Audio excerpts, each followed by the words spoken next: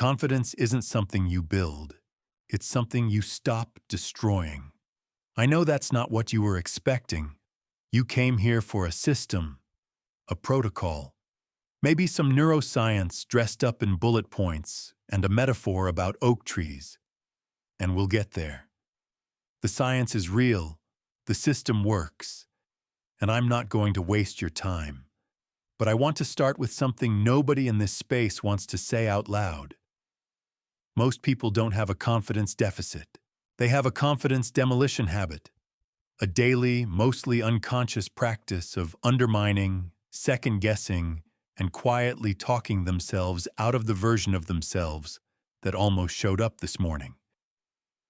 You've been doing it so long, you've stopped noticing.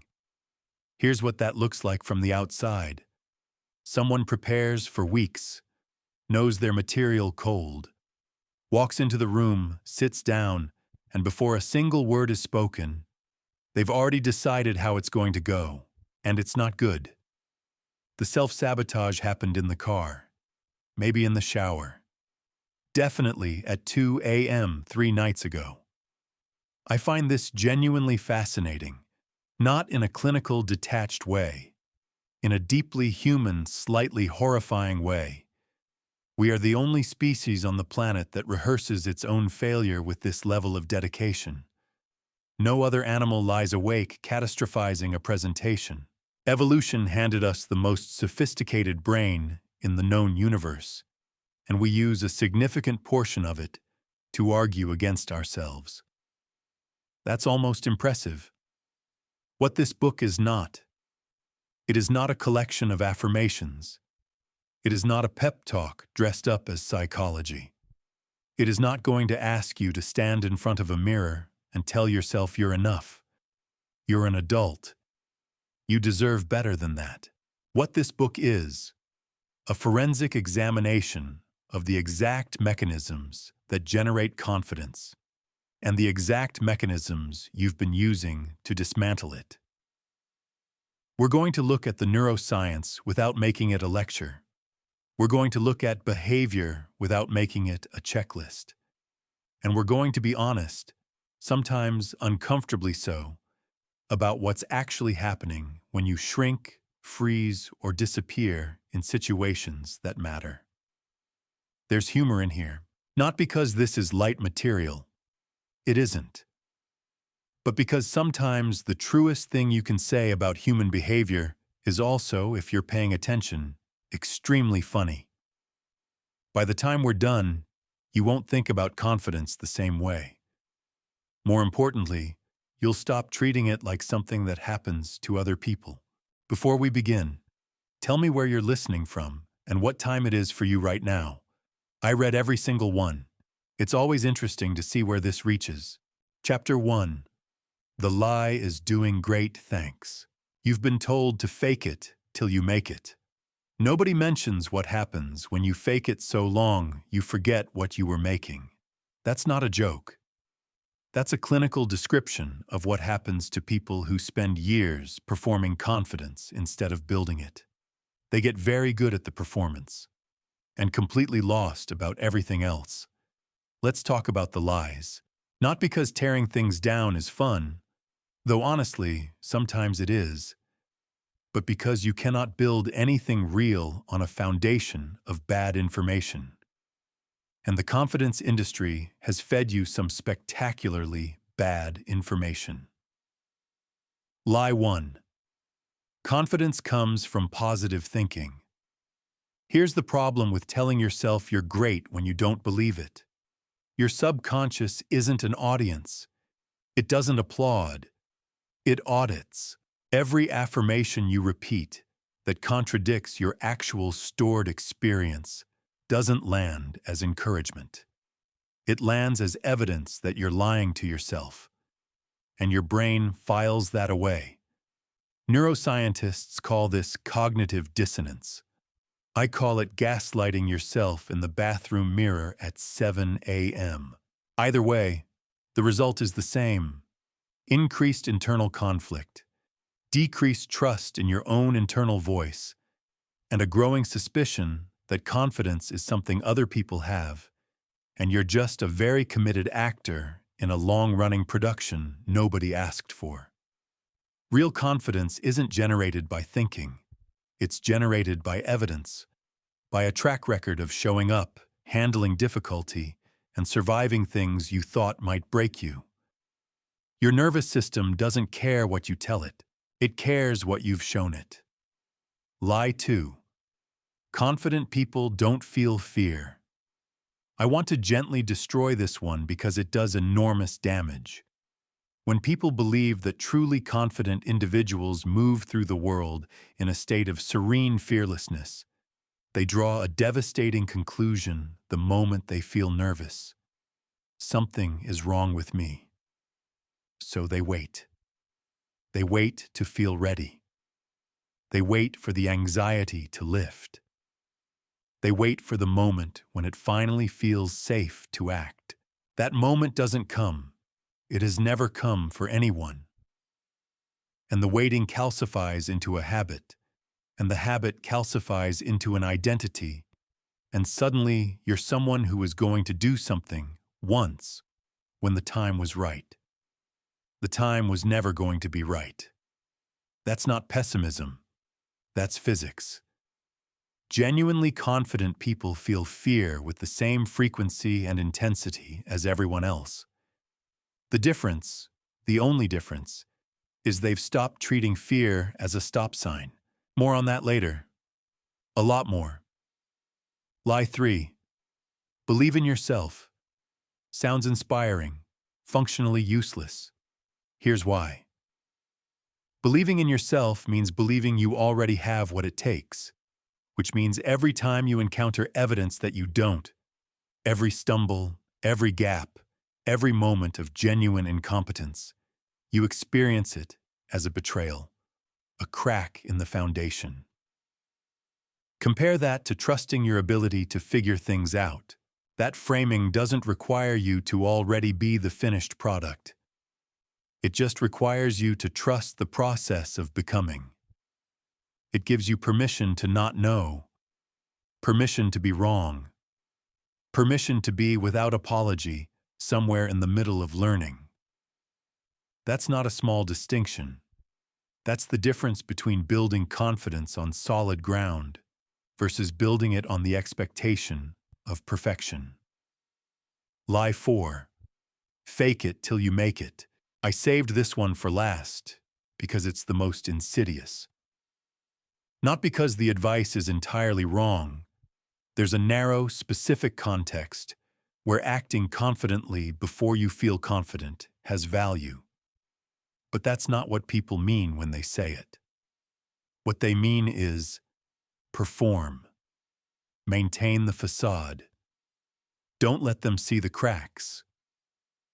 And here's what that actually costs you. When you're faking confidence, a significant portion of your cognitive bandwidth is dedicated to monitoring the performance. Am I holding my face right? Did that sound too uncertain? Did they notice my hands? This self-surveillance is the precise opposite of confidence. Real confidence is unconscious. You're not watching yourself. You're just doing the thing. Faking it is high overhead work, and people can feel the overhead. They can't always name it, but something feels slightly off, slightly managed, and they respond to that signal the same way you do when you sense someone is performing friendliness rather than feeling it. You receive the performance, and somewhere below the level of conscious thought, you don't quite trust it. Here's the uncomfortable thing all 4 of these lies have in common. They all try to fix the feeling of confidence without addressing the conditions that generate it. They're symptom management dressed up as cure. And as long as you're focused on manufacturing the emotional state, you're not doing the work that actually produces it. Confidence is downstream of competence. It's downstream of evidence. It's downstream of surviving hard things and slowly, quietly updating your internal record of what you're capable of. I watched a guy at a networking event once. Sharp suit, loud laugh, working the room like he'd rehearsed it. And maybe he had. You could see the seams, the laugh a half-beat too fast, the eye contact slightly too deliberate. He wasn't in the room. He was performing the room. Nobody followed up with him. Nobody follows up with the performance. They follow up with the person. That's what we're building here. Not a better performance. A different person. Specifically, you, without the demolition habit. It's less work than you think. It just requires being honest about what you've actually been doing. Chapter 2. Your brain is a very anxious accountant. Your ancient brain cannot tell the difference between a job interview and a saber-toothed tiger. This explains a lot about how you've been handling job interviews.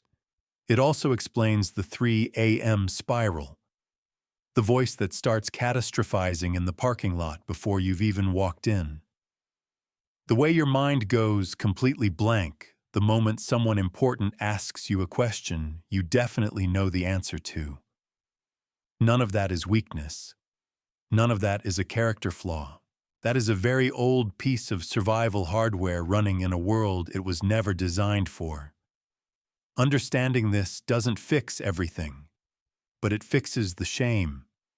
And shame, it turns out, is doing a lot of the structural damage.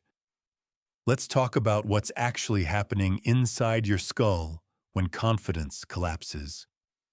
Your brain operates on 2 primary systems that are constantly negotiating, sometimes cooperating, often fighting.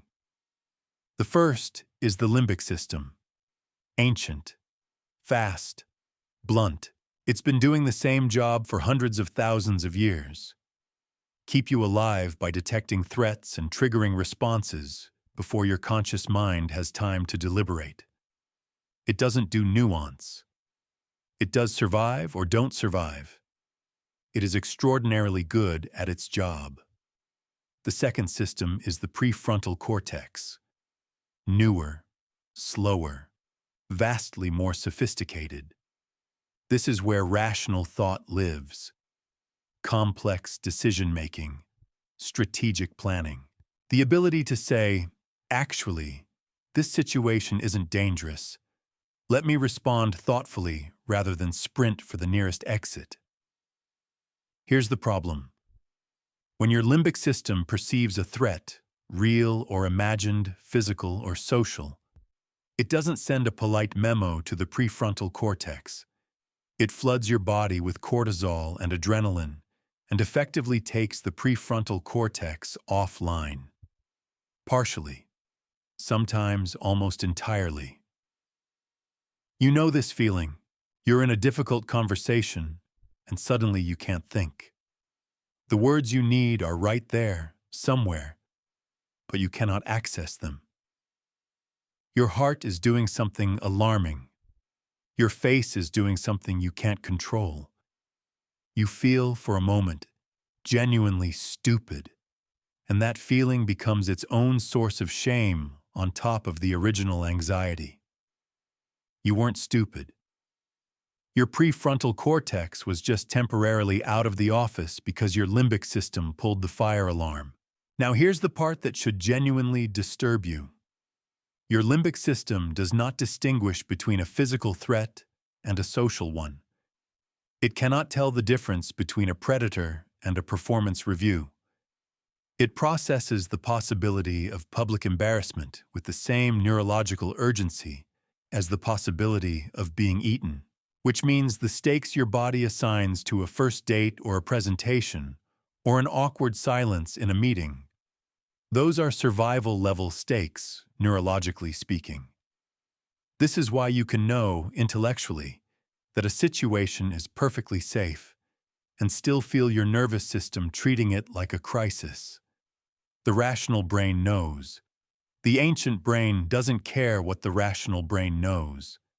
The ancient brain is already running its protocol. I find this both deeply frustrating and, once you understand it, genuinely clarifying. Because it means you've been fighting the wrong battle.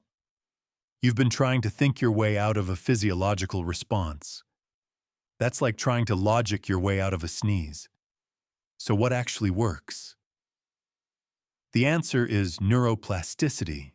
And I know that word has been so aggressively deployed by the wellness industry that it's started to feel like a marketing term.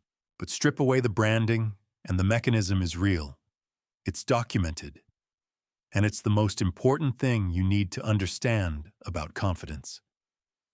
Your brain rewires itself based on experience, constantly. Every situation you encounter, every challenge you face, every outcome you survive, your brain is quietly filing it, building or reinforcing neural pathways that determine how you interpret and respond to similar situations in the future. Think of it as a ledger. Every time you walk into a difficult situation and come out the other side intact, your brain makes an entry. This type of situation is survivable. Every time you avoid a difficult situation, your brain makes a different entry. This type of situation is dangerous enough to avoid. The ledger determines your default responses, and most people don't realize they've been making entries their entire lives. This is why avoidance is so costly. Not just behaviorally, neurologically. Every time you sidestep the uncomfortable conversation, decline the opportunity that scares you, or talk yourself out of doing the thing, you're not resting. You're voting. You're casting a neurological vote for the version of yourself that can't handle it. The good news is that the ledger can be rewritten. That's neuroplasticity. New experiences create new entries. New entries shift the default. The limbic system, which learned to treat certain situations as threats, can learn to treat them as manageable. The process isn't instant, but it's predictable, and it's entirely within your control. The mechanism for rewriting it is called progressive exposure. And before your eyes glaze over because you've heard this before, stay with me. Because most people misapply it in a way that makes things worse, not better. The instinct when you want to build confidence fast is to go big. Force yourself into the deep end. Face the biggest fear immediately and prove you can handle it. I understand the logic. I also understand why it backfires consistently. When you overwhelm your nervous system, when you push too far, too fast, into territory that triggers a full stress response, you don't build confidence. You build a more vivid memory of distress associated with that situation. Your limbic system files it. This type of situation is dangerous. Confirmed. The avoidance gets stronger, not weaker. Progressive exposure works differently. You find the edge of your comfort zone, the place where things get slightly uncomfortable but don't trigger a full system response, and you operate there, repeatedly, until that edge becomes ordinary. Then you find the new edge. Repeat. A friend of mine was genuinely terrified of speaking in any kind of group setting. Not public speaking, just talking in a meeting. Any meeting. She didn't start by volunteering to present to the company. She started by asking one question per week in her team's smallest internal meeting. One question. That was the whole assignment. The first time, her voice shook. The second time, slightly less. By week 6, she stopped noticing her own voice at all. That's not a motivational story. That's neuroplasticity operating exactly as designed. Small, repeated exposures, manageable stress, consistent evidence accumulating in the ledger. The limbic system updating its threat assessment one entry at a time. There's another neurological piece worth understanding here, and it's one most people completely overlook. Mirror neurons. These are brain cells that fire both when you perform an action and when you observe someone else performing it. They're how you learn social behavior, how you absorb emotional states from the people around you, how a room full of anxious people makes you anxious without a single word being exchanged, and how a genuinely calm, confident person can shift the energy of an entire group just by walking in. Confidence is contagious. So is insecurity. You are constantly, unconsciously absorbing the neurological patterns of the people you spend time around. This is not metaphor. This is mechanism. Which means your environment is either making deposits in your confidence ledger or withdrawals from it. The people you spend the most time with are shaping your default neurological responses, whether you've consciously chosen that or not. There's an advanced application of this principle that I want to plant now, even though we'll return to it later. When you visualize yourself behaving confidently, genuinely visualize it, with specificity and sensory detail, your mirror neurons fire as though you're actually doing it. Mental rehearsal creates real neural pathways. This is why elite athletes spend as much time rehearsing in their minds as on the field. They're not daydreaming, they're training. Finally, dopamine. Often called the pleasure chemical, which is only half right. Dopamine is more accurately the anticipation chemical. It's released when your brain expects a positive outcome. And here's where it connects to confidence in a way that most people miss. When you have a track record of small wins, kept promises to yourself, handled challenges, survived hard things, your brain begins to expect positive outcomes. That expectation triggers dopamine, and dopamine makes you feel motivated, capable, and ready to take on the next challenge. The wins don't have to be large. They have to be real.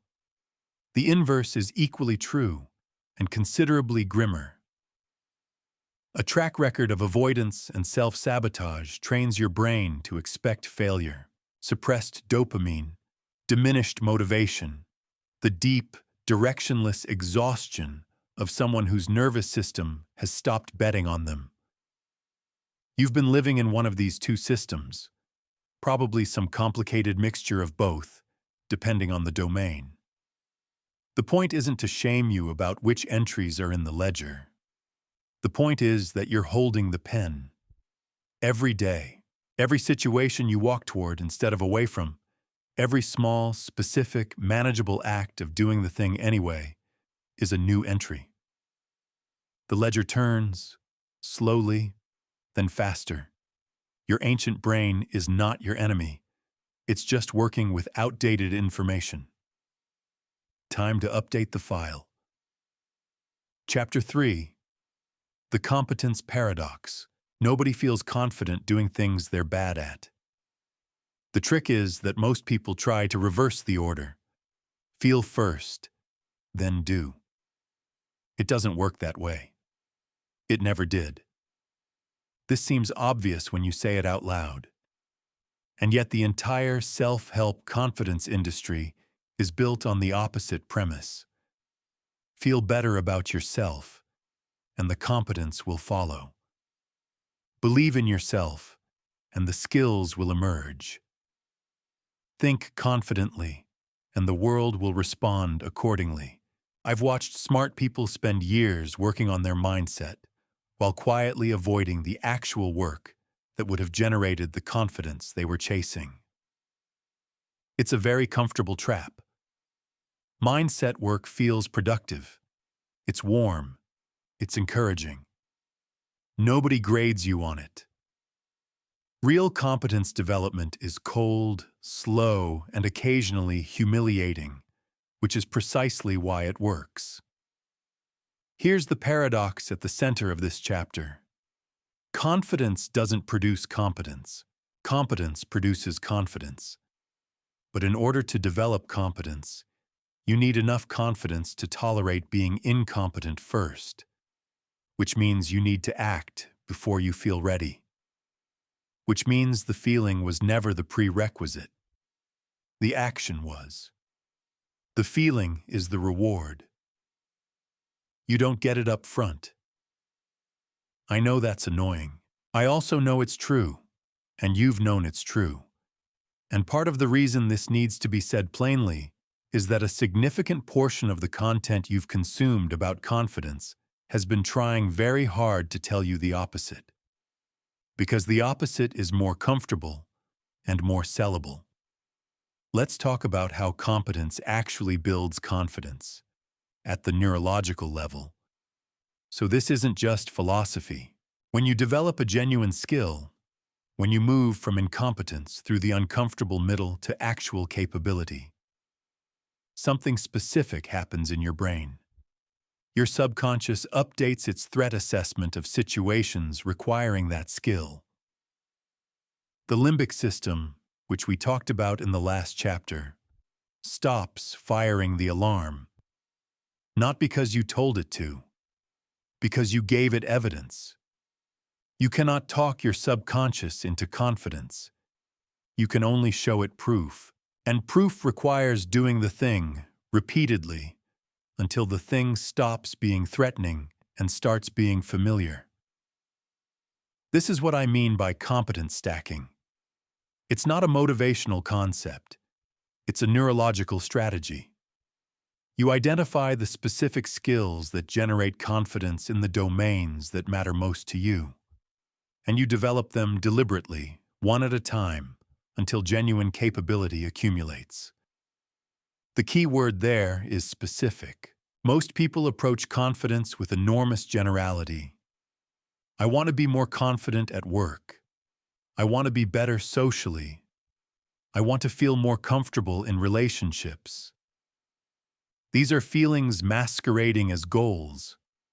They have no traction because they have no edges. You can't practice being more confident at work.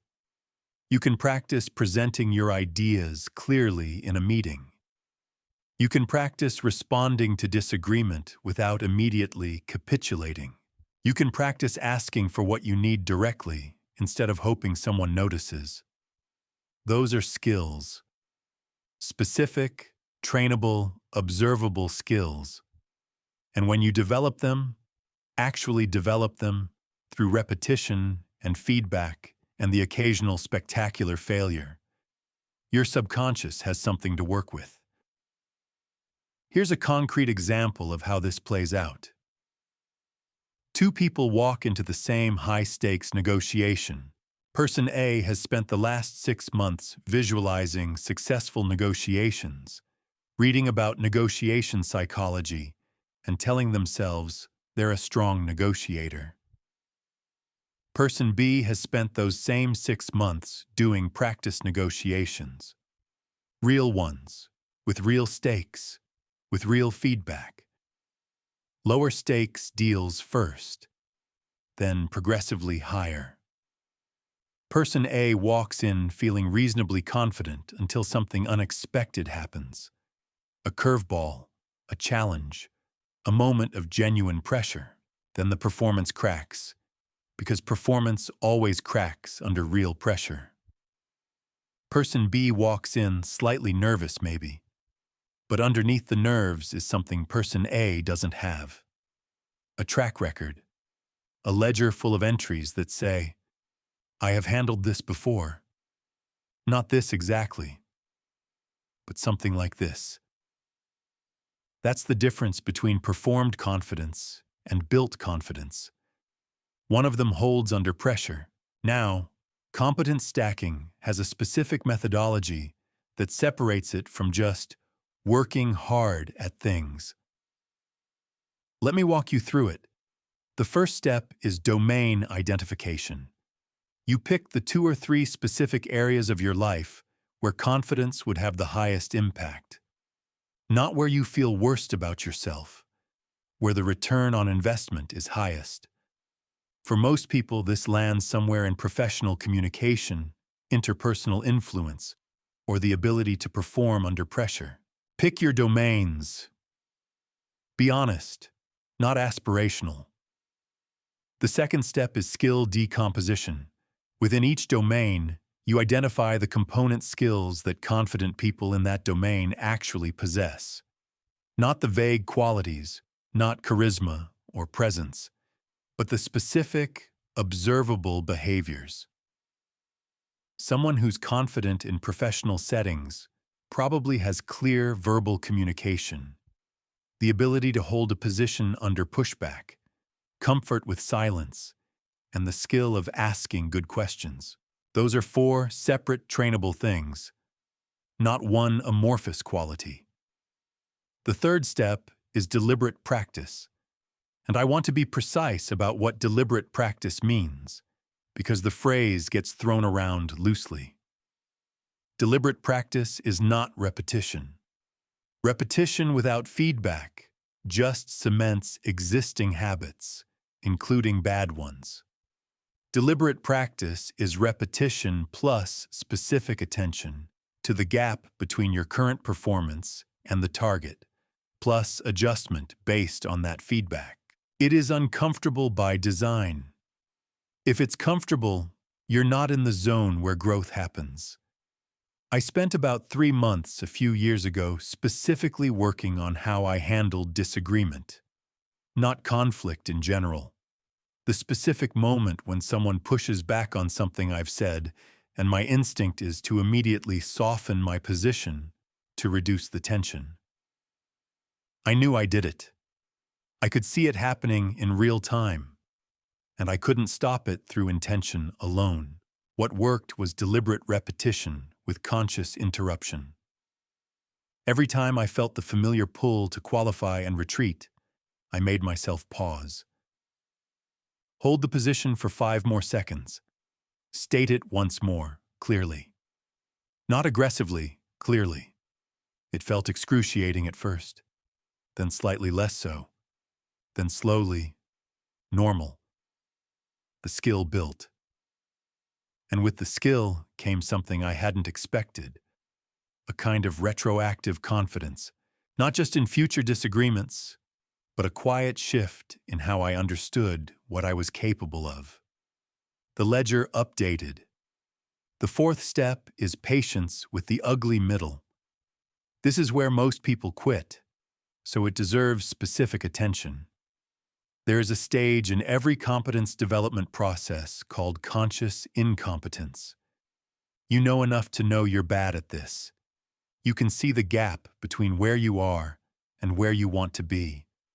You're working on it, but you're not there yet. Everything feels effortful and slightly humiliating. This stage is not a sign that you're failing. It is the stage. It is the proof that you're actually developing something real rather than performing development. The people who push through conscious incompetence consistently are the ones who end up with the kind of confidence that holds. The people who quit at this stage, and most people do because it's uncomfortable and the returns feel invisible, they go back to mindset work. They go back to affirmations and visualization and reading about the skill instead of developing it. Because that feels like progress without the exposure of the ugly middle. It is not progress. It is avoidance wearing a productivity hat. Here's the other dimension of competence stacking that most frameworks miss entirely. The confidence generated by genuine competence in one domain transfers partially to other domains. Not completely, not automatically, but there's a spillover effect that is both real and significant. When your brain has substantial evidence in the ledger, when you've developed genuine capability in several areas and survived the process of doing so, it begins to generalize. It starts building a broader identity category. I am someone who can develop skills. I am someone who handles difficulty. I am someone who has come through the uncomfortable middle before and will again. That generalized identity is durable in a way that domain-specific confidence isn't. It's not, I'm confident in presentations. It's something quieter and sturdier than that.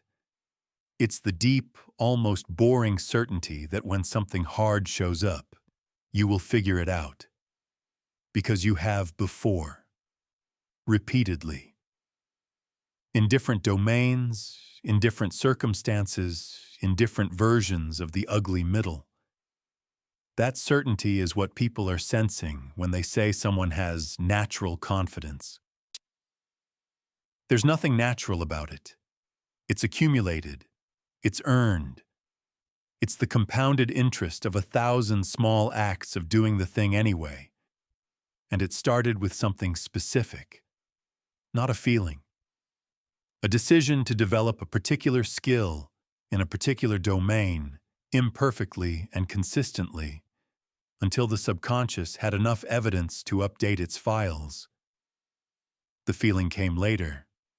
It always comes later. But here's what I want you to sit with before the next chapter.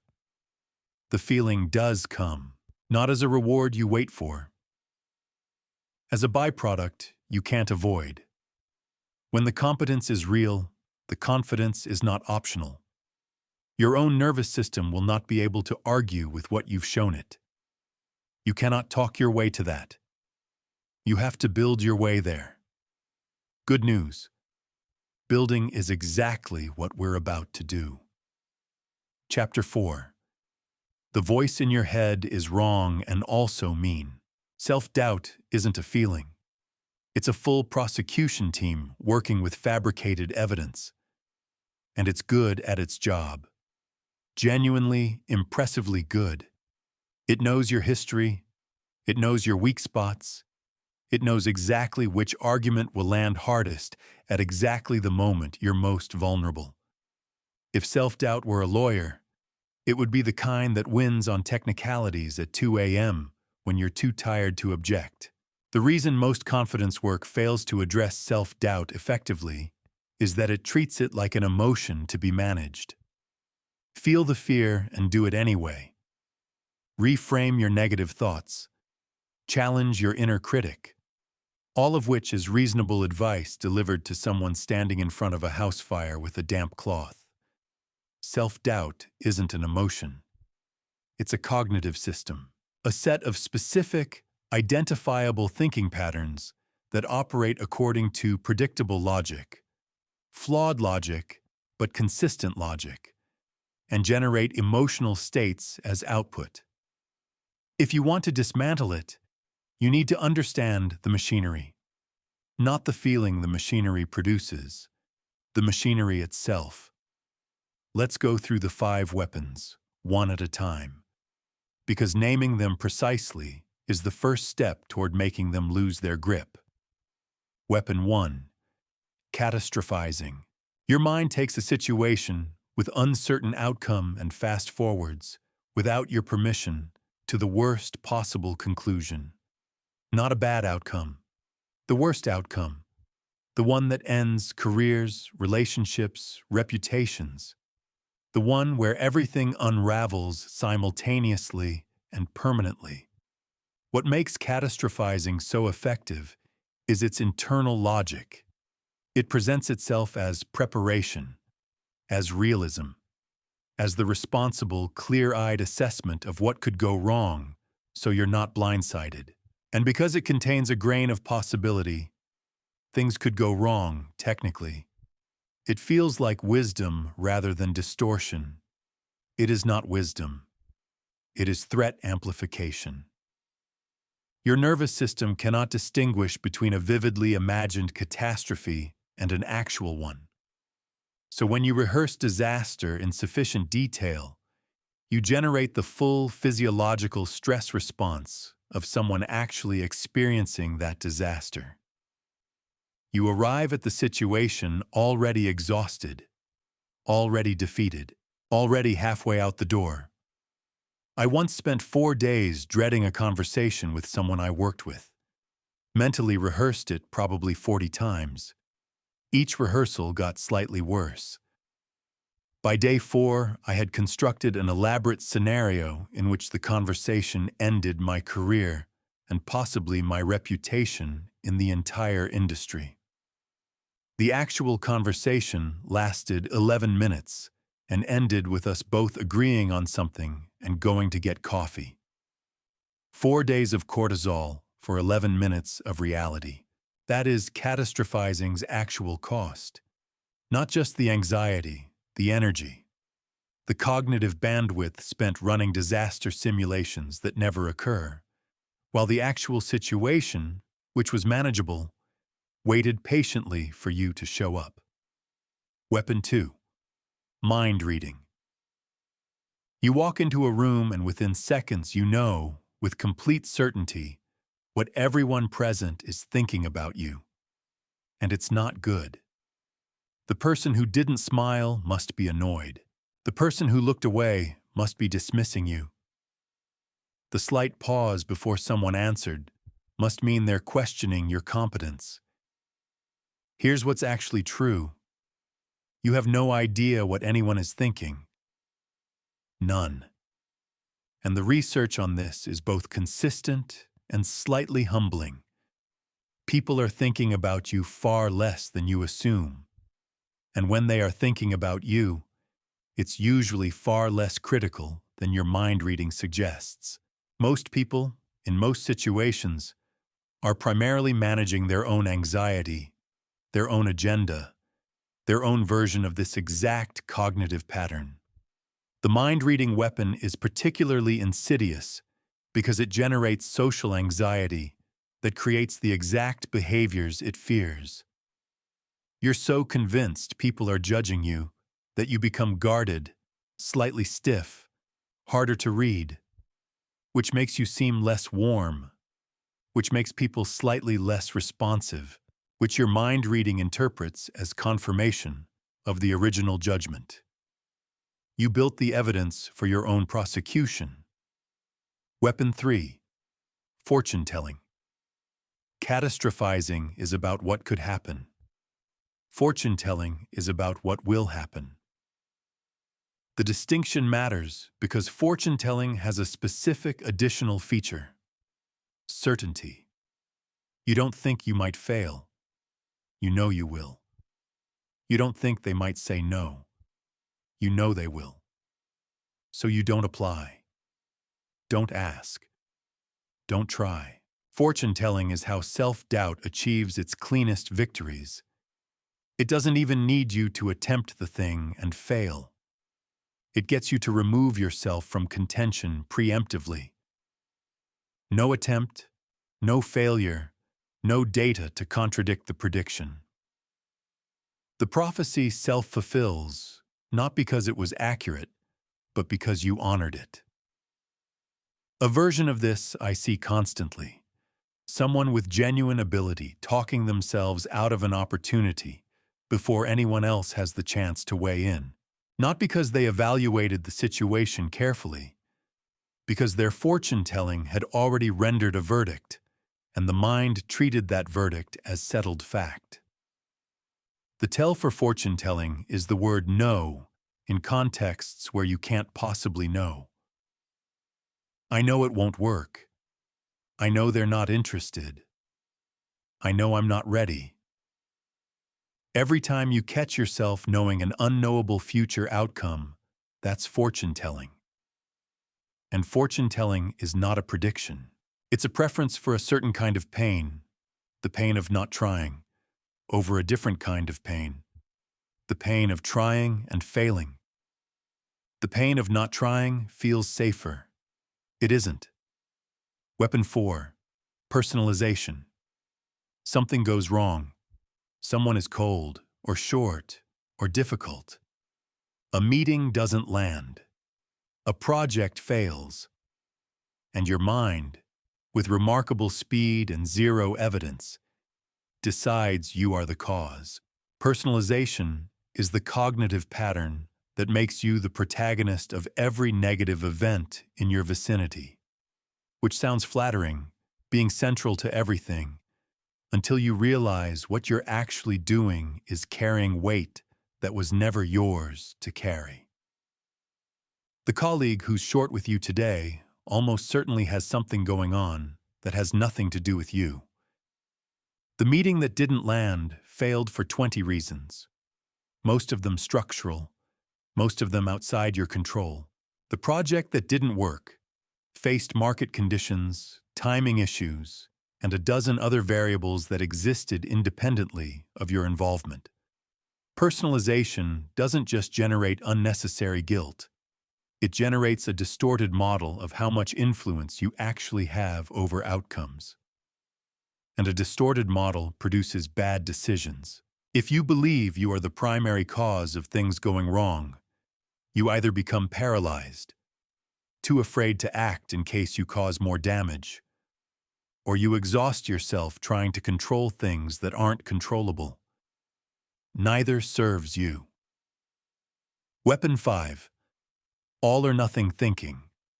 You either performed perfectly or you failed completely. The project was either a success or a disaster. You're either competent or you're not. There is no gradient, no partial credit, no acknowledgement that most outcomes are nuanced mixtures of what worked and what didn't. All or nothing thinking sets standards that guarantee you will always be falling short. Because nothing is perfect. Nothing is complete.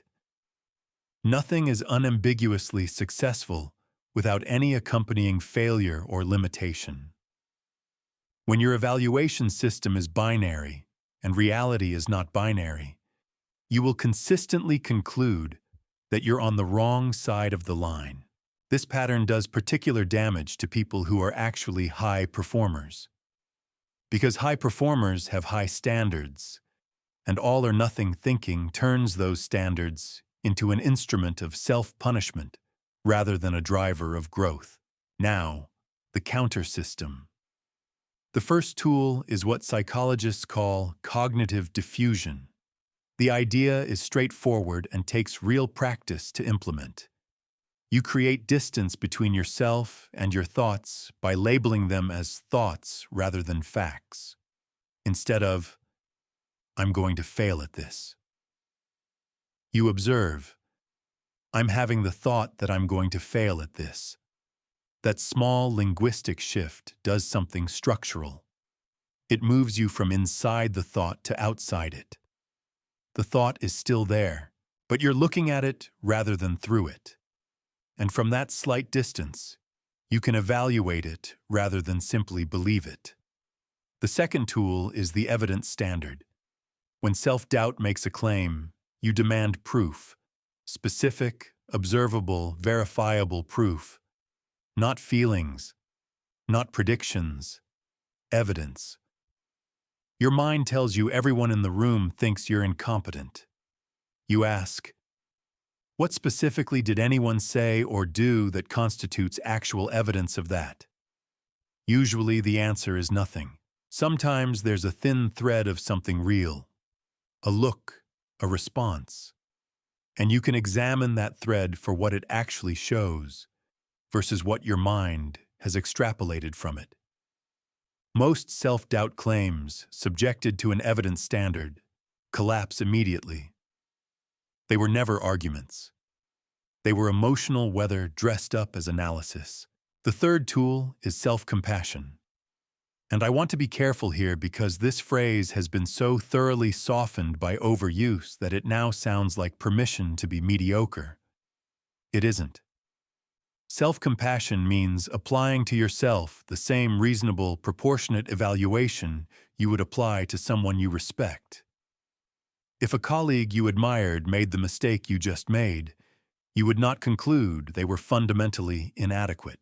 You would note the mistake, consider what could be learned, and update your expectations appropriately while maintaining your overall assessment of their competence. Do that for yourself.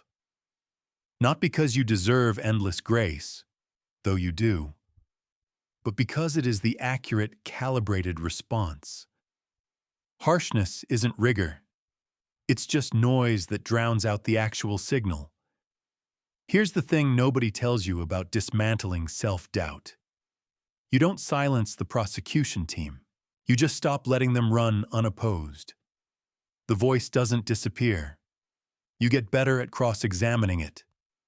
You start noticing the gaps in its case, the fabricated evidence, the circular logic, the way it always argues for inaction.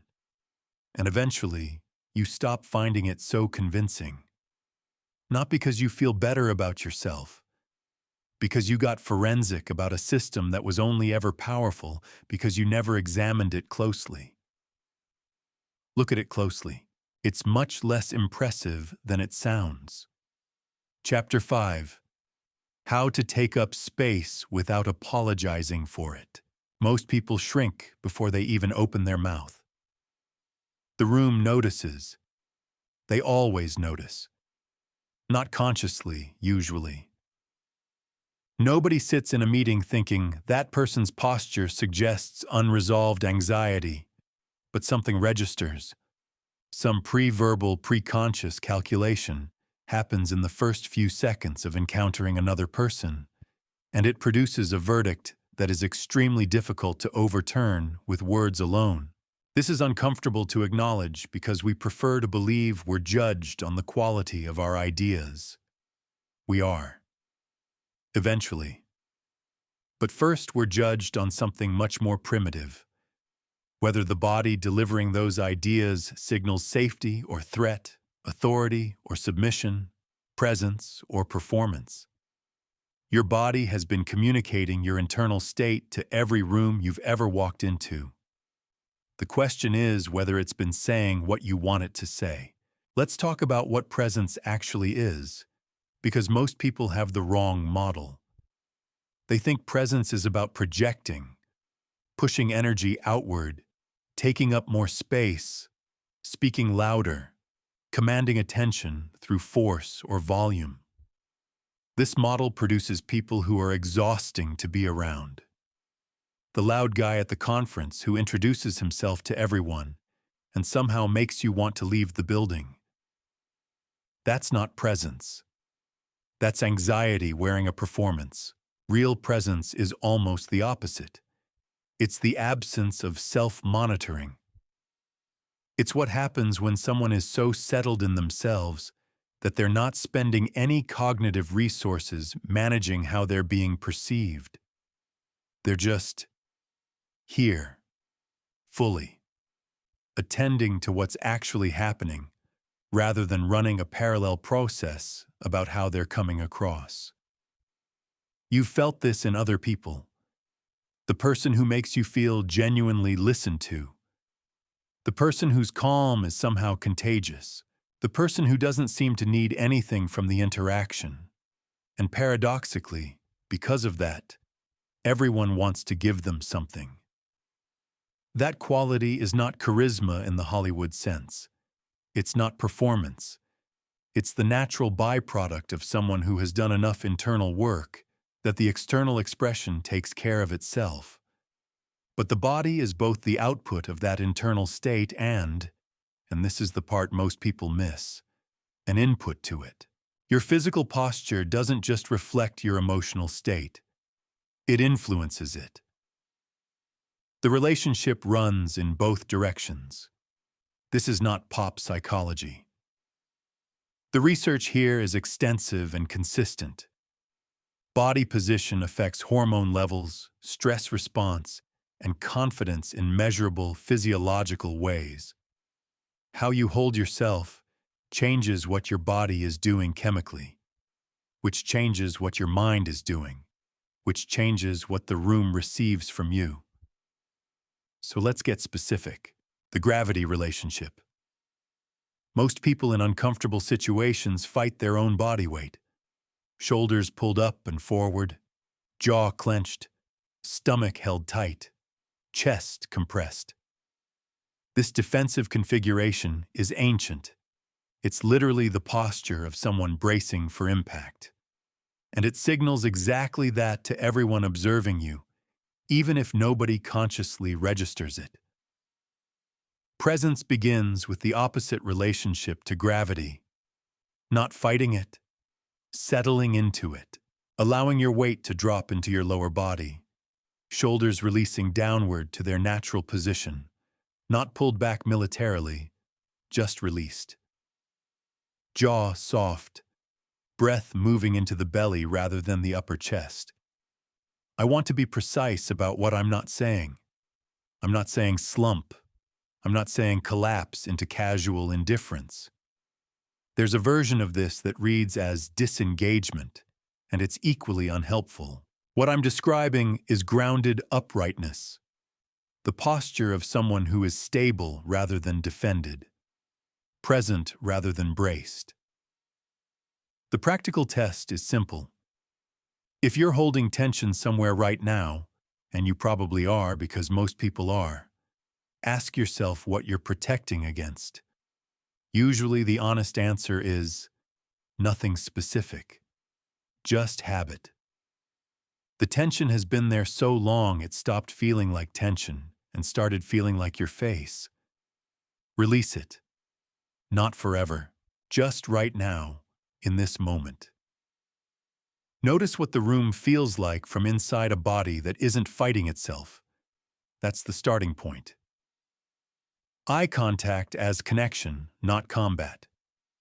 There are two dysfunctional approaches to eye contact that both signal insecurity, just differently. The first is avoidance, looking away too quickly, studying the floor, finding the middle distance fascinating. This communicates anxiety and often a lack of genuine interest in the other person. The second is the overcorrection, the fixed, slightly too long, slightly too intense stare of someone who has read about confident eye contact and is now performing it with grim determination. This communicates something even less useful. It makes people feel examined rather than seen. Confident eye contact is neither of these things.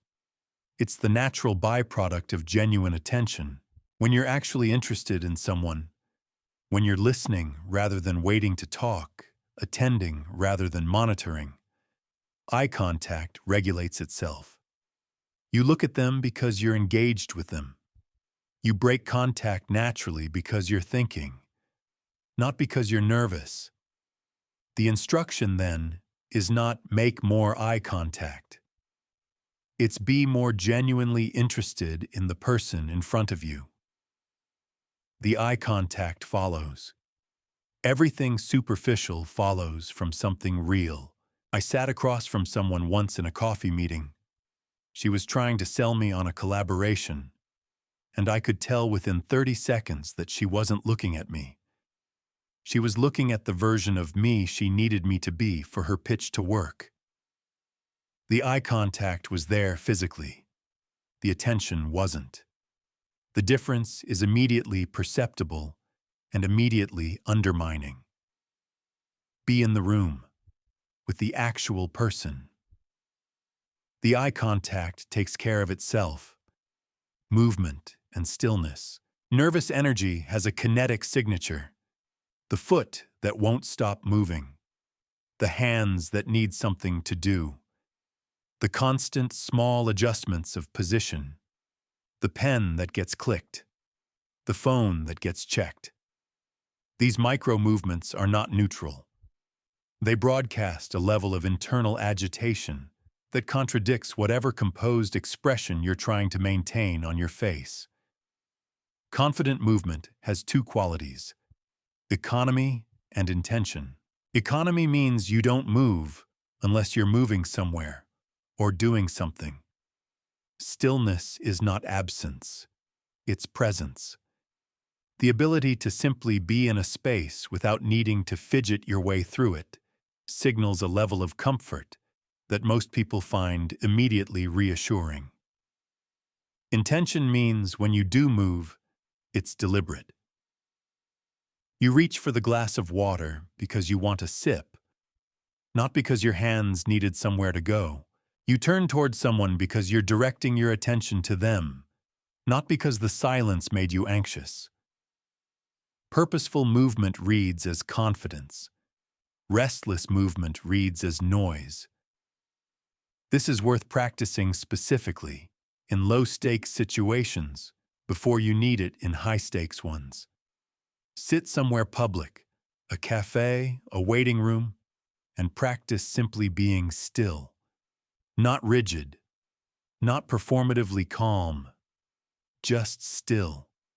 Notice the discomfort that arises, because it will. Notice the impulse to reach for your phone, to adjust your position, to create some small movement that breaks the stillness. Don't follow the impulse. Just observe it. Then let it pass. The ability to tolerate stillness is directly correlated with the ability to tolerate silence in conversation, which is directly correlated with confidence in communication. They're all the same underlying skill, comfort with the present moment, without the need to fill or manage it. Voice. Your voice is carrying more information than your words. Always. The pace, pitch, volume, and resonance of how you speak communicates your emotional state and social confidence with a precision that makes your actual vocabulary almost secondary. The two most common vocal signatures of low confidence are speed and uptalk. Speed, talking too fast, is anxiety made audible. It signals that you're afraid of taking up time, afraid of being interrupted, trying to get your point delivered before someone takes the floor back. It makes listeners work harder to follow you, and paradoxically makes them less likely to. Uptalk. The rising inflection at the end of statements that makes them sound like questions, signals uncertainty even when the content is certain. It's an unconscious request for permission. An invitation for the listener to correct or contradict you, and it trains people, through repetition, to take your assertions less seriously. The fix for both is the same. Breath, not as a relaxation technique, but as the structural foundation of speech. When you breathe properly, deep, diaphragmatic breaths that actually support the voice, you physically cannot speak as fast. The breath regulates the pace. The breath provides the resonance that makes the voice carry without straining. The breath creates the natural pauses that give your words weight. Pause more than feels comfortable. The silence that feels eternal to you reads as composure to everyone else. The person who can pause before answering, who doesn't rush to fill every gap, signals that they're thinking rather than reacting, that they trust their own response enough to let it arrive on its own schedule. That signal is confidence, stripped of all technique. Just someone who isn't afraid of a moment of quiet. The integration. Here's what I want you to understand about everything in this chapter. None of it is performance. The moment you start performing physical presence, consciously managing your posture, your eye contact, your voice, your stillness, you are, by definition, not present. You're in your head, watching yourself. The goal is to do enough deliberate practice of these physical habits in low-stakes situations that they become automatic, so that in the moments that matter, you're not thinking about any of it. You're just in the room, with the person, doing the thing. Presence is what's left when self-consciousness leaves, and self-consciousness leaves when you've given it enough evidence that there's nothing here to be afraid of. That evidence is built exactly the way all the other evidence is built. Slowly, repeatedly, imperfectly. Until one day you walk into a room and the room responds before you've said a single word. Not because you performed presence, because you stopped performing its absence. Chapter 6. The pressure test. High-stakes situations don't create who you are. They just stop letting you pretend. This is either terrifying or liberating, depending on what you've built. And the reason most people find it terrifying is that they've been building the wrong thing. They've been constructing a confident presentation of themselves, carefully managed, carefully maintained, rather than a confident actual self, and the presentation holds up fine in ordinary conditions. It's designed for ordinary conditions. Then something genuinely difficult arrives. Real stakes, real time pressure, real consequences, and the gap between the presentation and the reality becomes suddenly, acutely visible. Not just to others, to you. That gap is the thing we're closing in this chapter. Let's start with what's actually happening in your body when pressure increases, because most people experience the physiological response to high-stakes situations as evidence that something is wrong. It isn't. It's evidence that something is happening. Those are different things, and the difference is everything. When stakes rise, your nervous system activates. Cortisol and adrenaline enter the bloodstream. Heart rate increases. Breathing shallows and quickens. Peripheral vision narrows. The prefrontal cortex, rational thought, strategic planning, nuanced communication, begins to lose processing power as the limbic system commandeers resources for immediate threat response. This is the same cascade we covered in Chapter 2. But under genuine pressure, it intensifies. And here's what makes it particularly disruptive. The physiological response to high pressure is almost indistinguishable from the physiological response to catastrophic failure. Your body treats the anticipation of a high-stakes event, a crucial presentation, a difficult negotiation, a defining conversation, with the same urgency it would treat the event going catastrophically wrong, which means you arrive at the situation already in a stress state, already partially offline, already fighting your own nervous system before the first word is spoken. Most people's response to this is suppression. They try to calm down. They try to feel less. They white-knuckle their way through the anxiety, hoping it won't show, hoping the rational mind holds together long enough to get through the moment. Sometimes it works. More often, the suppression itself consumes cognitive resources, leaving even less available for actual performance. There is a better strategy, and it begins with understanding one of the most counterintuitive findings in performance psychology: the reframe that changes everything. The physiological experience of anxiety and excitement are, at the neurological level, nearly identical. Elevated heart rate, heightened alertness, increased energy, narrowed focus. Your body cannot meaningfully distinguish between these two states. The difference between experiencing pressure as crippling anxiety and experiencing it as energizing excitement is not in the body. It's in the story the mind tells about what the body is doing.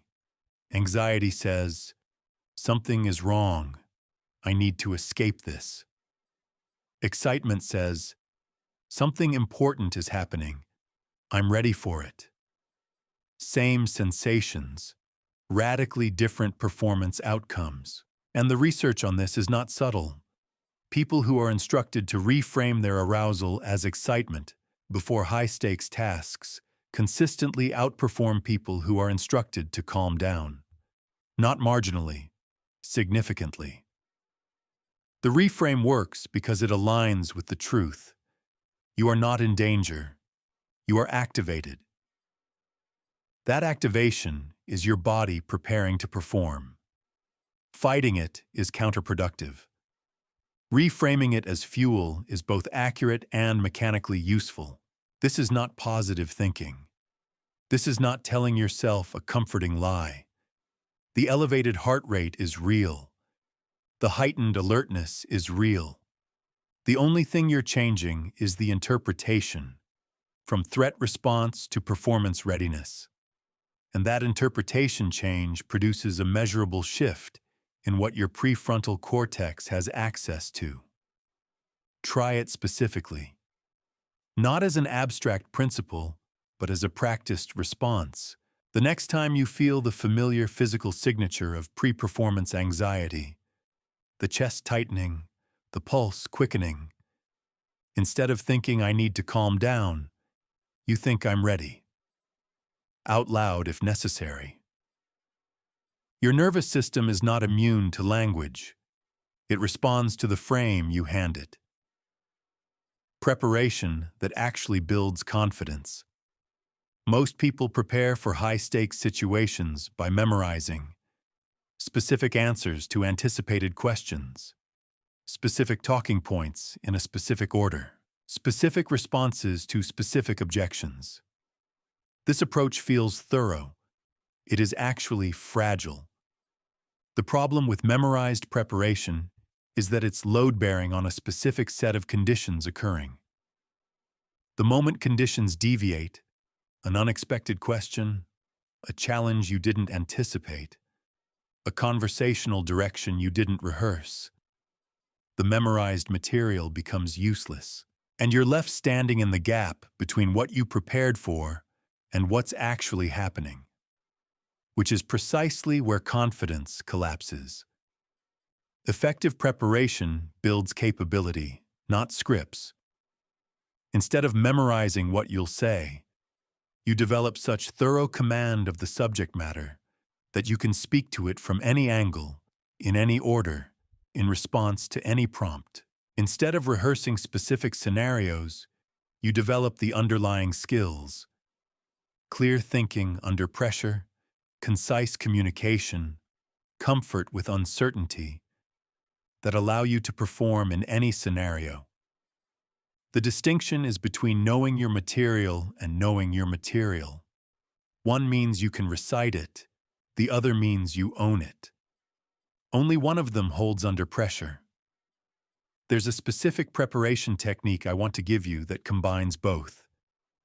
Pre-mortems. Before a high-stakes situation, instead of visualizing success, which is useful but incomplete, you spend time specifically imagining what could go wrong. Not to catastrophize, to prepare adaptively. You walk through the realistic failure modes, not the worst-case disaster spiral, the plausible difficulties, the technology failing, the key person in the room being hostile, the question you don't know how to answer, and for each one, you develop a response, not a memorized script, a posture, a way of meeting that difficulty that maintains your composure and keeps you functional. When you've pre-mortemed effectively, surprises lose their power. Not because nothing goes wrong, because when things go wrong, some part of your brain recognizes the territory. You've been here, at least imaginatively. You have a posture for this. The limbic system stays calmer because the situation, even when difficult, doesn't feel completely unfamiliar. The zone state and how to find it. Elite performers across fields describe a psychological state variously called flow, the zone, being in the pocket, a condition of complete absorption in the present task, where performance becomes automatic, self-consciousness disappears, and capability seems to exceed its normal limits. This state has specific neurological characteristics. The prefrontal cortex is active but not self-monitoring. Attention is fully external, on the task, the person, the situation, rather than partially internal, running the parallel process of self-evaluation. Time perception alters. Effort feels minimal relative to output. You've experienced this. Probably not consistently, probably not on demand, but you know the feeling. A conversation that went so well you forgot to be nervous. A presentation that somehow flowed despite your terror beforehand. A moment of performance where you looked back afterward and thought, where did that come from? It came from the absence of self-interference, The zone state is not a special condition you have to manufacture. It's your default state minus the self-monitoring overhead. The question is, what removes the self-monitoring? 3 conditions reliably facilitate it. Clear objective.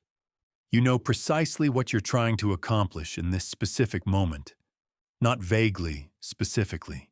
Immediate feedback. You can tell in real time how you're doing and adjust accordingly. Matched challenge.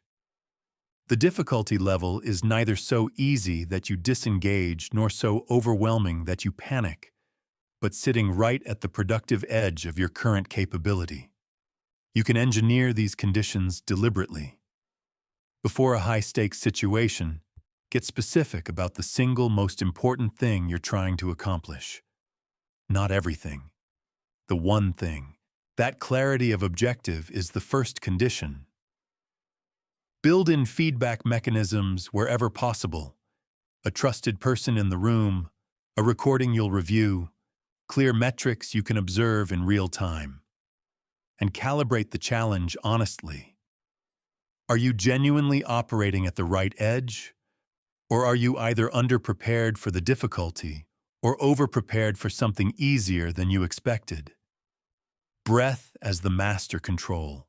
Everything else in this chapter depends on this, so I want to be direct about it. Your breathing is the only autonomic function you have conscious control over. And through breathing, you have direct access to your autonomic nervous system, the system that controls the stress response that is undermining your performance. When you breathe slowly and with extended exhales, you activate the parasympathetic nervous system, the brake pedal of your stress response. Heart rate drops, cortisol production decreases, prefrontal cortex comes back online. The physiological conditions for clear thinking and effective performance restore themselves. The specific pattern that works under genuine pressure: inhale for 4 counts, hold briefly, exhale for 6 counts. The extended exhale is the critical element. It's what activates the parasympathetic response. Do this for 60 seconds before a high-stakes situation, and you will measurably alter your neurological state. Not eliminate the activation. Regulate it. Bring it to the level where it enhances performance rather than impairing it. I've used this in situations that genuinely mattered. Conversations where real things were at stake. Moments where I could feel the familiar cascade beginning. And the shift is not subtle. Within a minute, the quality of thought available to me changes noticeably. Not because I relaxed, because I regulated. There is a difference. Relaxed is not what you want under pressure. Regulated is. Relaxed means the activation has been suppressed. Regulated means the activation is present and working for you rather than against you. The final truth about pressure. Here's what nobody tells you about high-stakes situations, and what every person who performs consistently well under pressure eventually discovers. Pressure doesn't get less intense. You get more interested in it. The transformation isn't that difficult.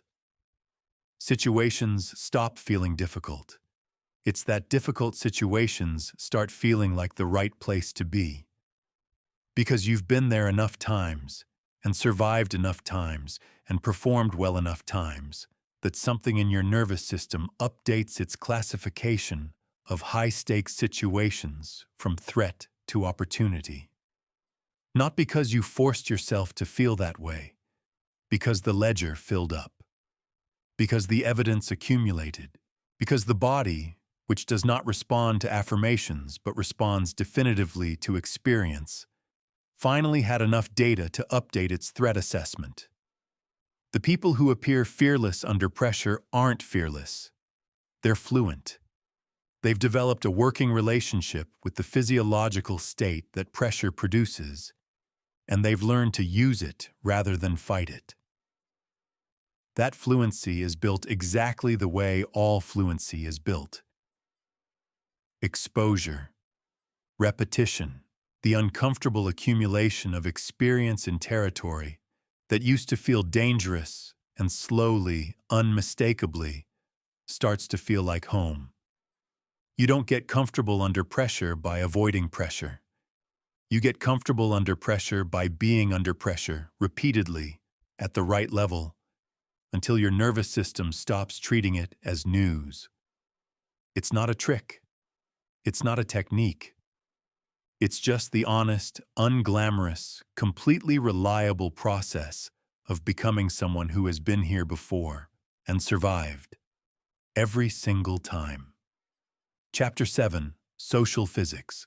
Every room you walk into already has a gravitational center. The question is whether you're orbiting something or being orbited.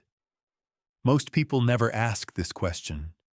They walk in, find a position, and unconsciously calibrate their behavior to whatever social gravity already exists, deferring to whoever seems most confident, adjusting their energy to match the dominant tone, shrinking or expanding based on signals they're receiving rather than signals they're sending. This isn't weakness. It's the default human setting. We are profoundly social creatures with ancient hardware designed to read and respond to group dynamics.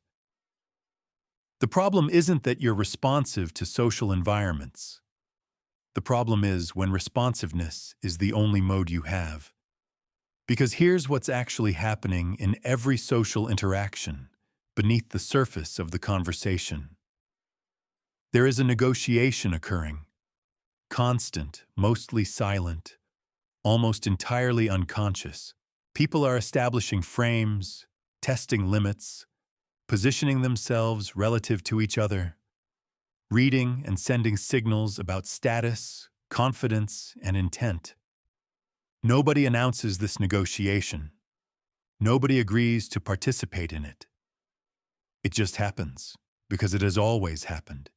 Because humans in groups have always needed to establish who leads, who follows, and who can be trusted. The confident person doesn't opt out of this negotiation. They just participate in it consciously instead of by accident. What a frame actually is. Your frame is your interpretation of what's happening. Your implicit answer to the question, what kind of interaction is this? And what does it mean? Every interaction has a frame, usually whoever established it first, or whoever holds it most firmly under pressure. And frames are contagious.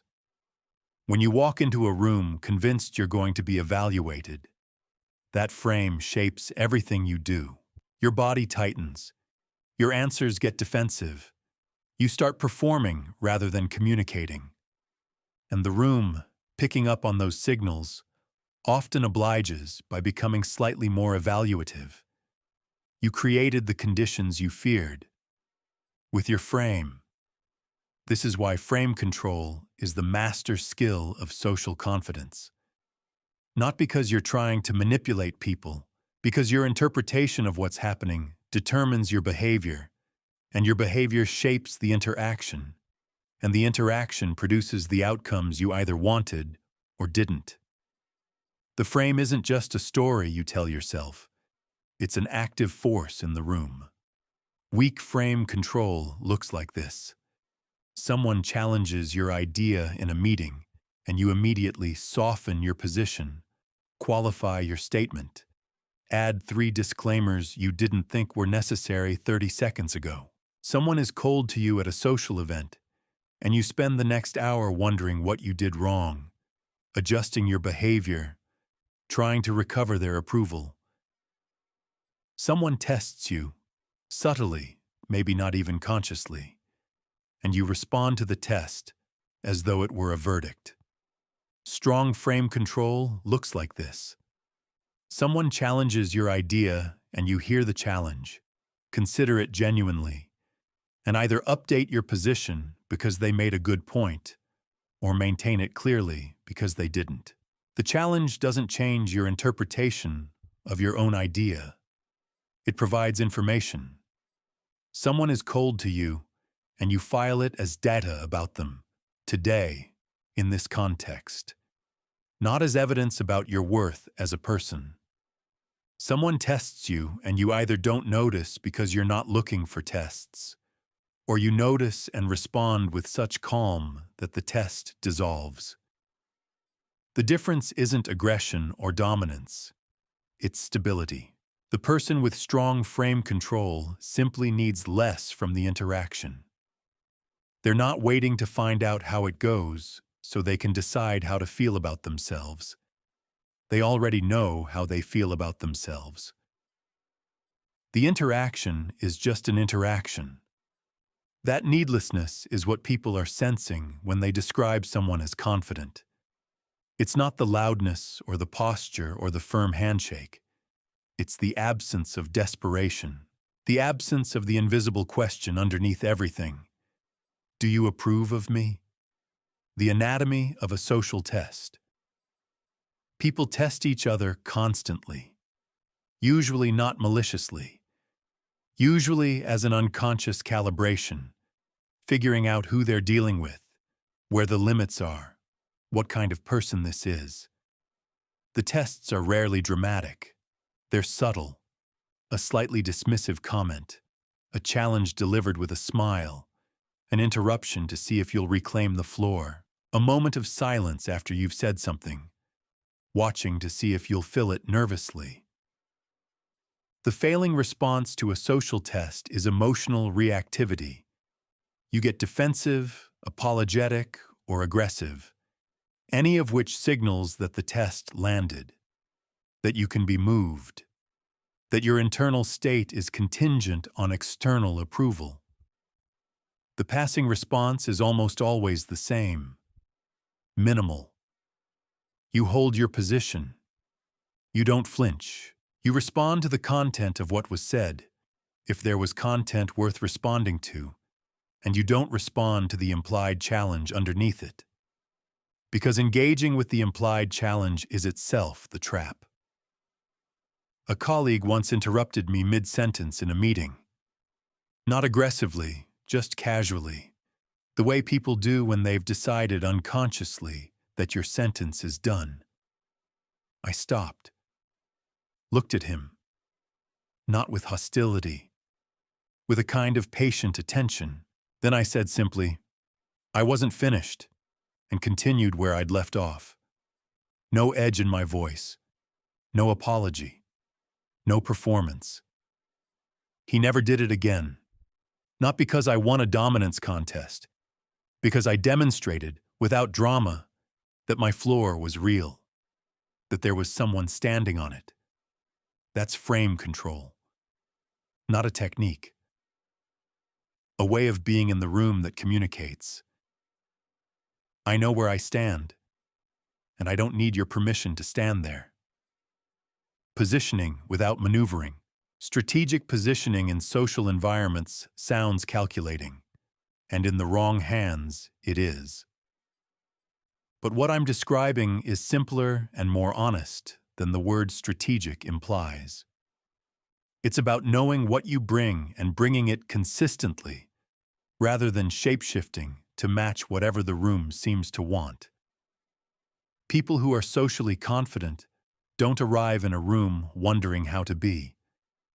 They arrive knowing who they are, and they let that be visible. This requires a prior question. Do you know what you actually bring? Not what you wish you brought. Not what you think you should bring. What you actually, specifically contribute to interactions. For some people, it's analytical clarity. They cut through noise. For others, it's warmth. They make people feel seen. For others, it's humor or challenge or structural thinking or the ability to synthesize complexity. Whatever it is, you're more effective leading with that than trying to perform something else. Because the performance is always visible, and what's visible underneath the performance is someone who doesn't trust what they actually have. The person who contributes consistently and specifically, who adds the same kind of value in meeting after meeting, conversation after conversation, becomes someone people learn to rely on. That reliability is a social position, earned, not maneuvered into, emotional independence as social foundation. Here is perhaps the most counterintuitive principle in this chapter. The less you need from a social interaction, the more you tend to get from it. When you walk in needing approval, needing to be liked, needing the room to go a certain way, that need is perceptible. It shapes your body, your voice, your choices, and people respond to neediness the way they respond to most forms of desperation, with a slight, unconscious pull toward distance. Emotional independence doesn't mean coldness. It doesn't mean indifference to how interactions go. It means your internal state isn't held hostage by outcomes. You can want the meeting to go well without needing it to. You can care about being liked without requiring it. You can hope for approval without structuring your entire behavior around pursuing it. The practical implication: before any significant social interaction, check what you're bringing in terms of need. Are you hoping to finally get recognition from this person? Trying to recover standing you feel you've lost?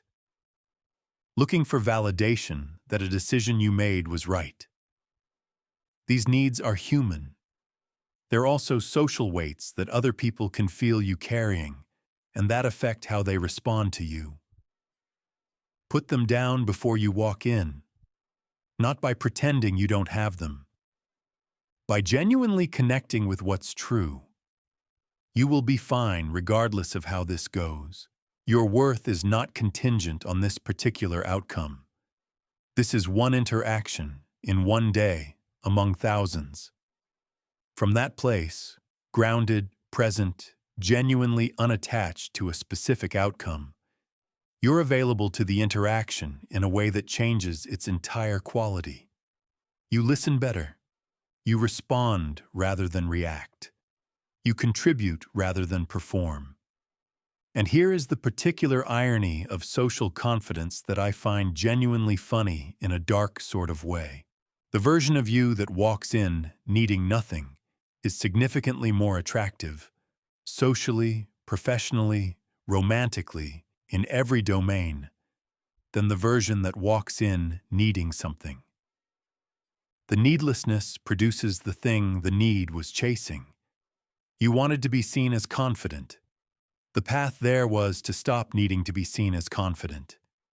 You wanted the room's approval. The path there was to stop needing the room's approval. You wanted to be the gravitational center. The path there was to stop caring whether you were. This is not a manipulation strategy. This is not a technique you deploy to get what you want. It's the actual truth about how social confidence works. Not as a performance of strength, but as the natural expression of someone who has done enough internal work that they genuinely, not performatively, need less. That's not detachment. That's freedom. And freedom, as it turns out, is the most compelling thing you can bring into a room. Chapter 8. Reading rooms, reading people. People tell you exactly who they are. Constantly. Most people are too busy managing their own anxiety to listen. This is one of the more expensive costs of social insecurity, the self-absorption it produces. Not the narcissistic kind, the anxious kind. When you're spending significant cognitive resources monitoring how you're coming across, managing your presentation, pre-editing your next sentence while the current one is still being delivered, you have very little bandwidth left for the person actually in front of you. And so you miss things, important things. The slight hesitation before someone agrees with you that suggests they don't. The way someone's energy shifts when a particular topic comes up. The disconnect between what a room is saying and what it's feeling. the thousand pieces of information available in every interaction that most people walk right past because they were too busy watching themselves.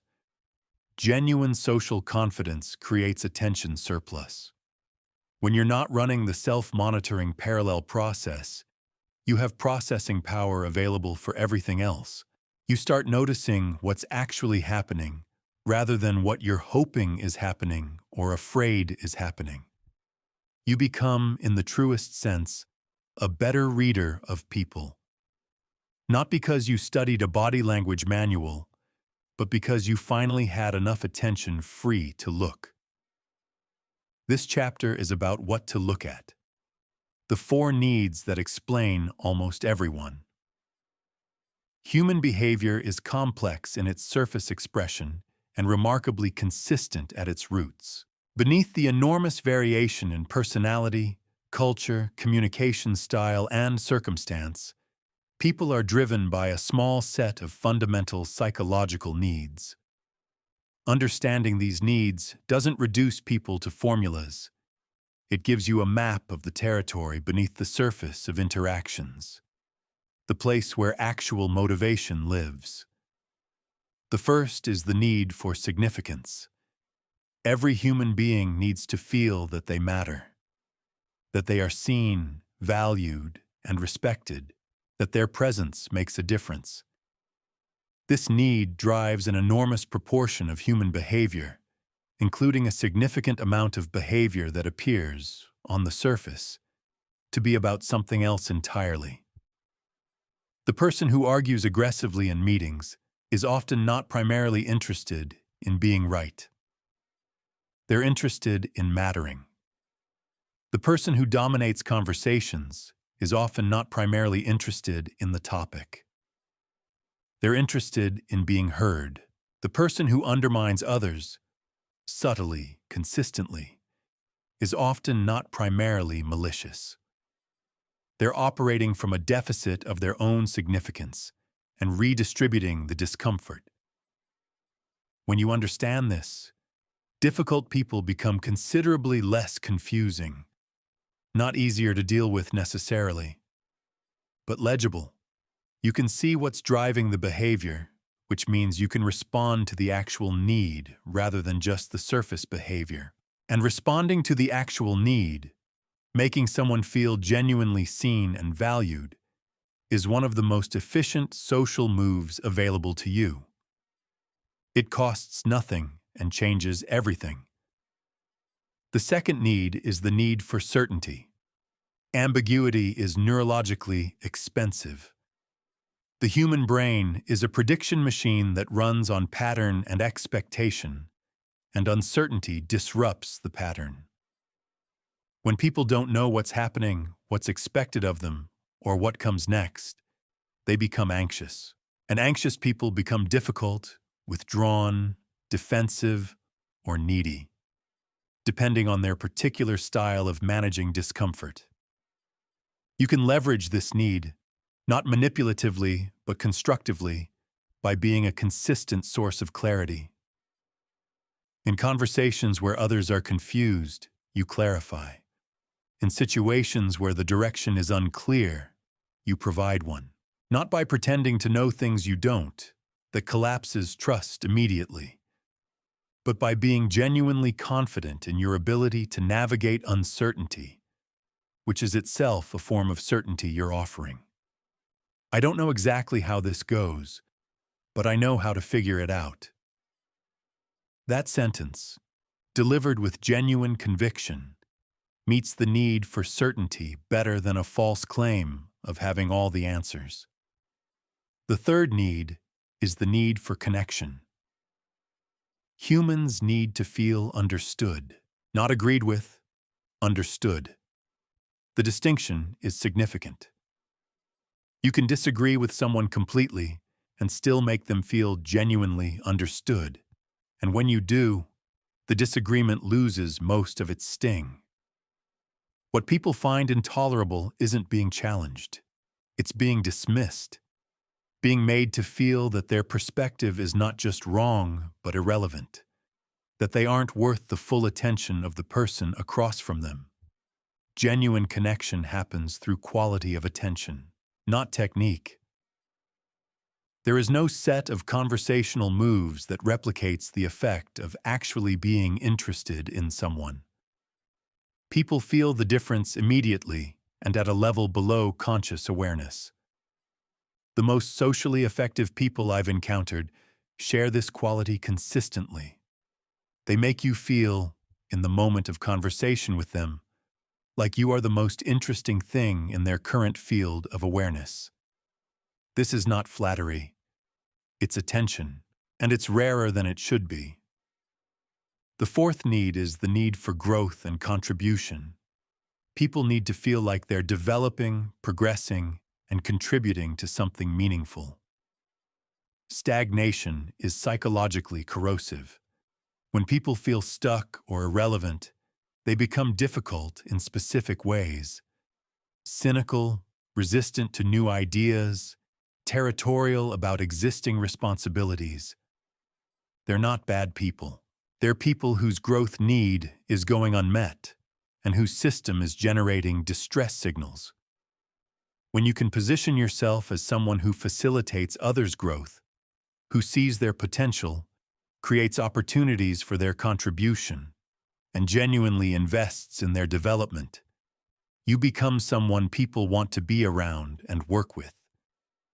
Not because you're performing mentorship, because you're meeting a fundamental need that most environments consistently neglect, reading the room beyond the words. Social environments communicate in at least 3 simultaneous channels: what's being said, how it's being said, and what's happening underneath both. Most people have reasonable access to the first channel, some access to the second, and almost none to the third. The third channel is where the actual information lives. It's in the energy of a room before a meeting starts.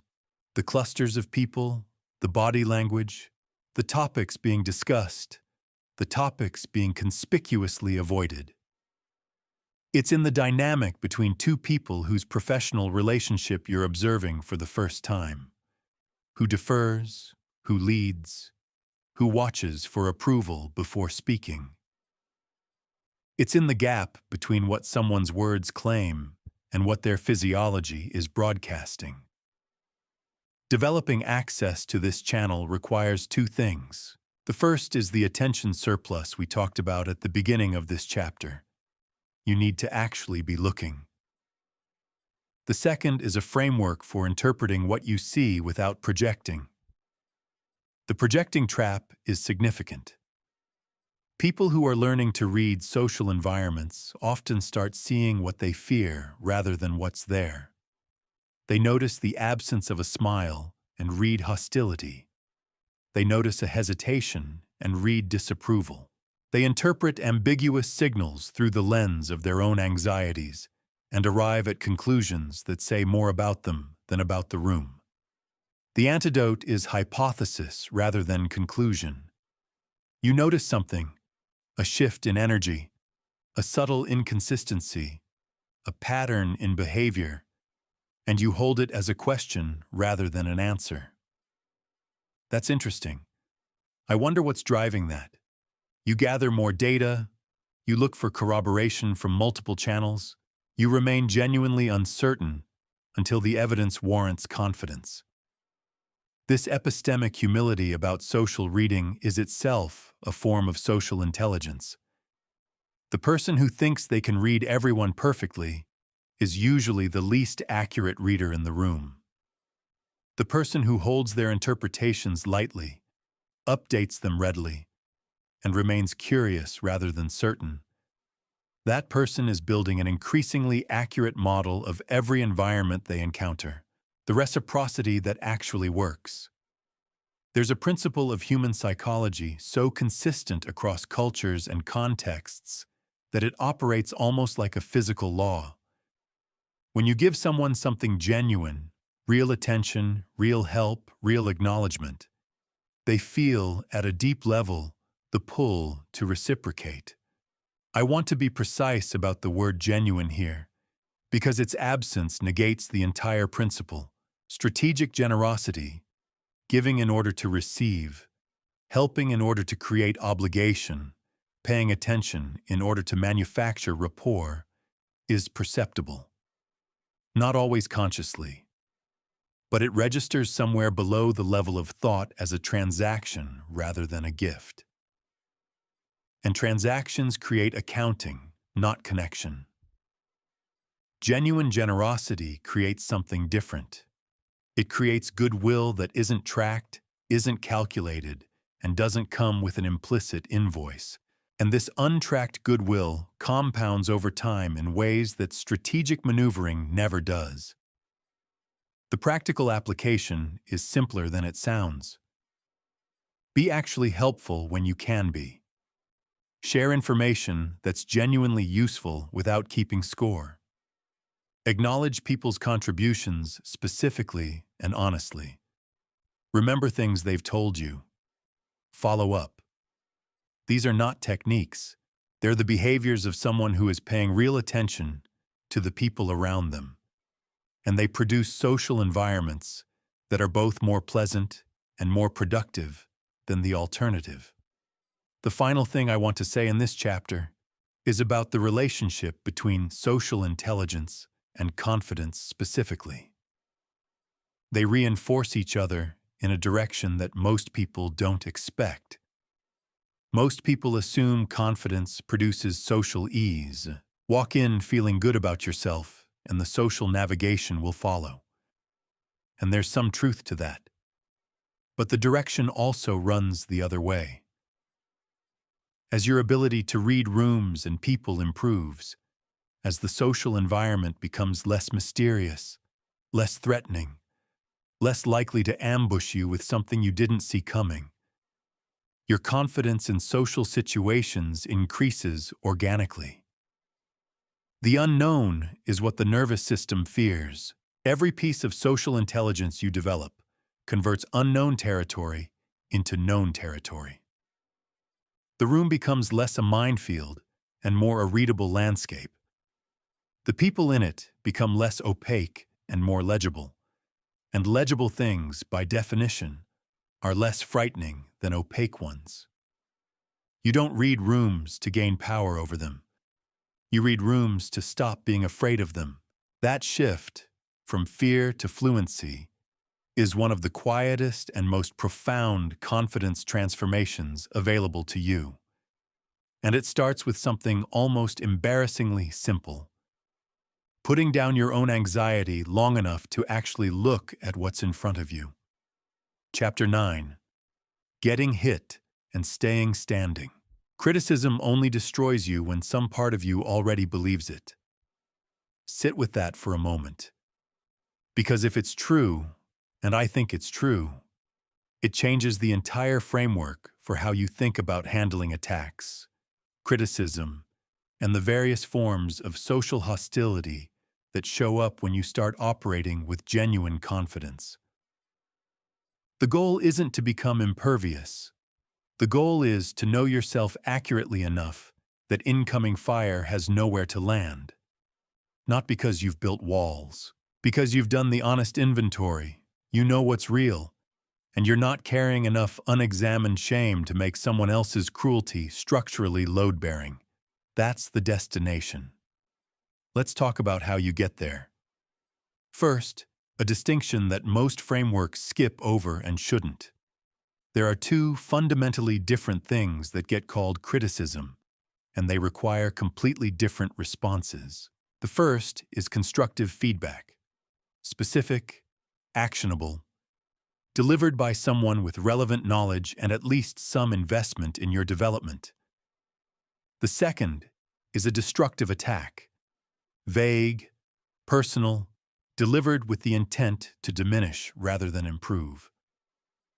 Treating these identically is one of the most common and costly mistakes people make. When you dismiss constructive feedback because it stings the same way an attack does, you lose the information that would have made you better.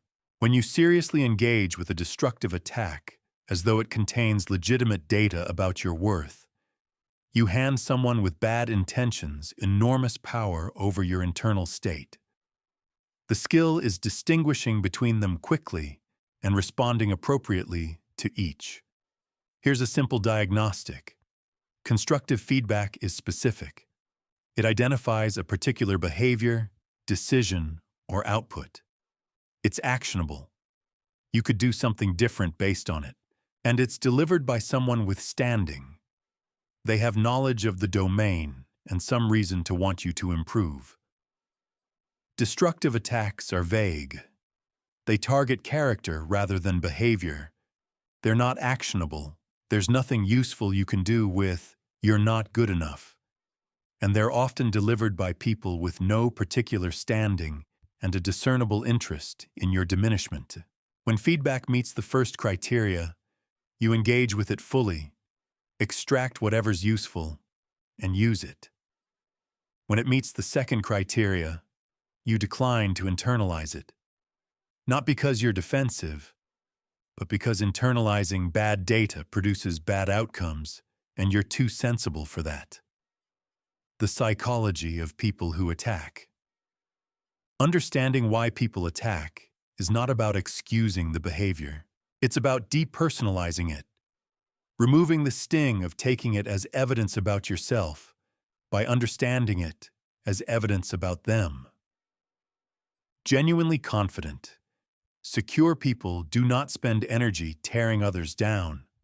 They don't need to. The psychological economics don't work out.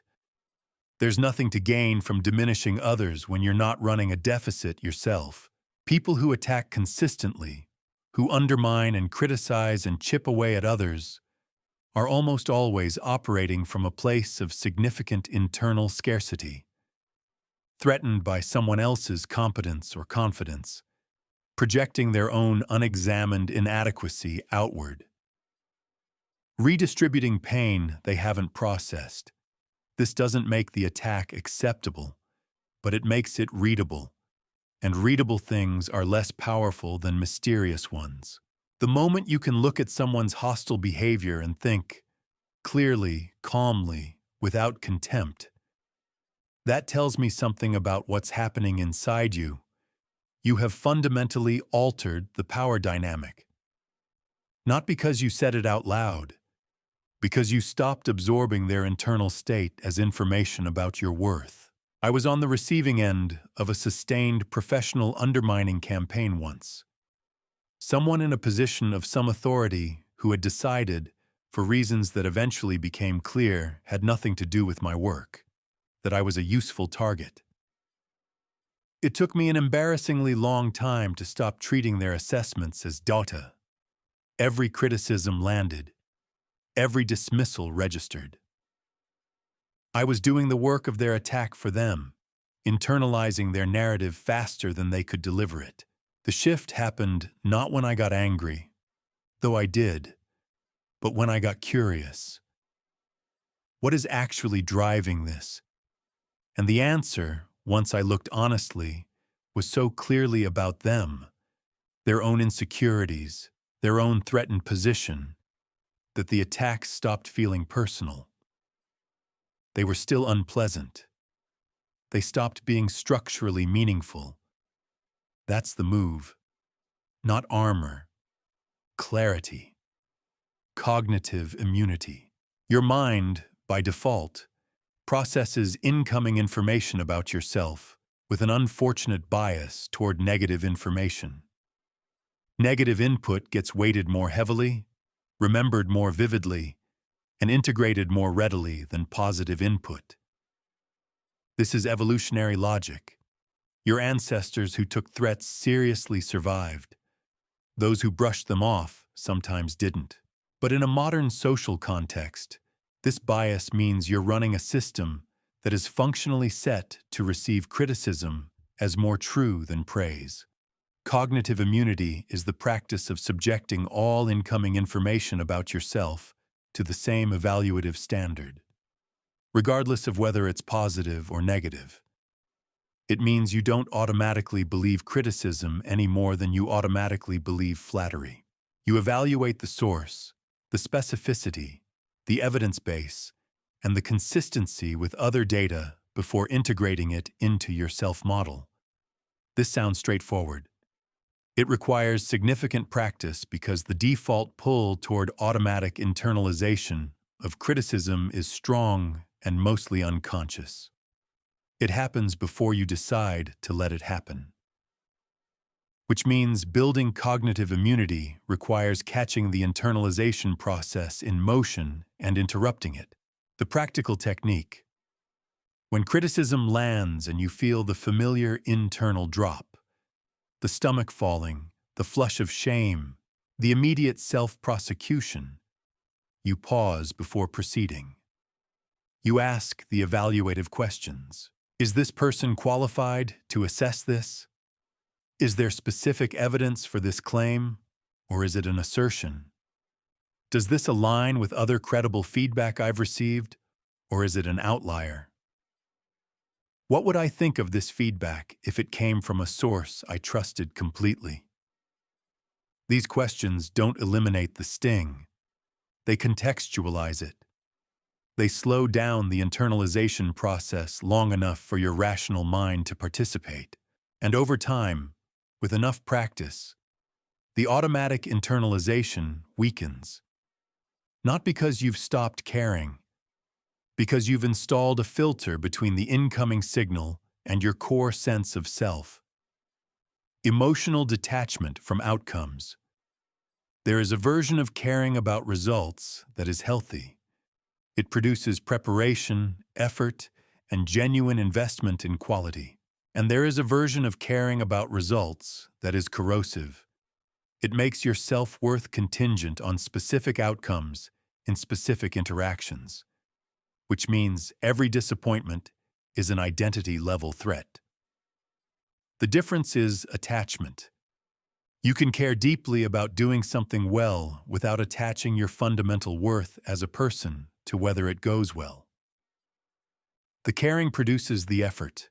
The non-attachment protects you from being destroyed when, inevitably, things sometimes don't go as well as you wanted.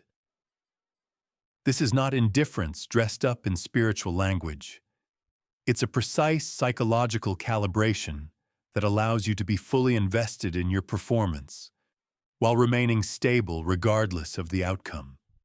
Athletes who perform best under pressure have this quality consistently. They care enormously about the result. They are not destroyed by the wrong result. These are not in conflict. They're complementary.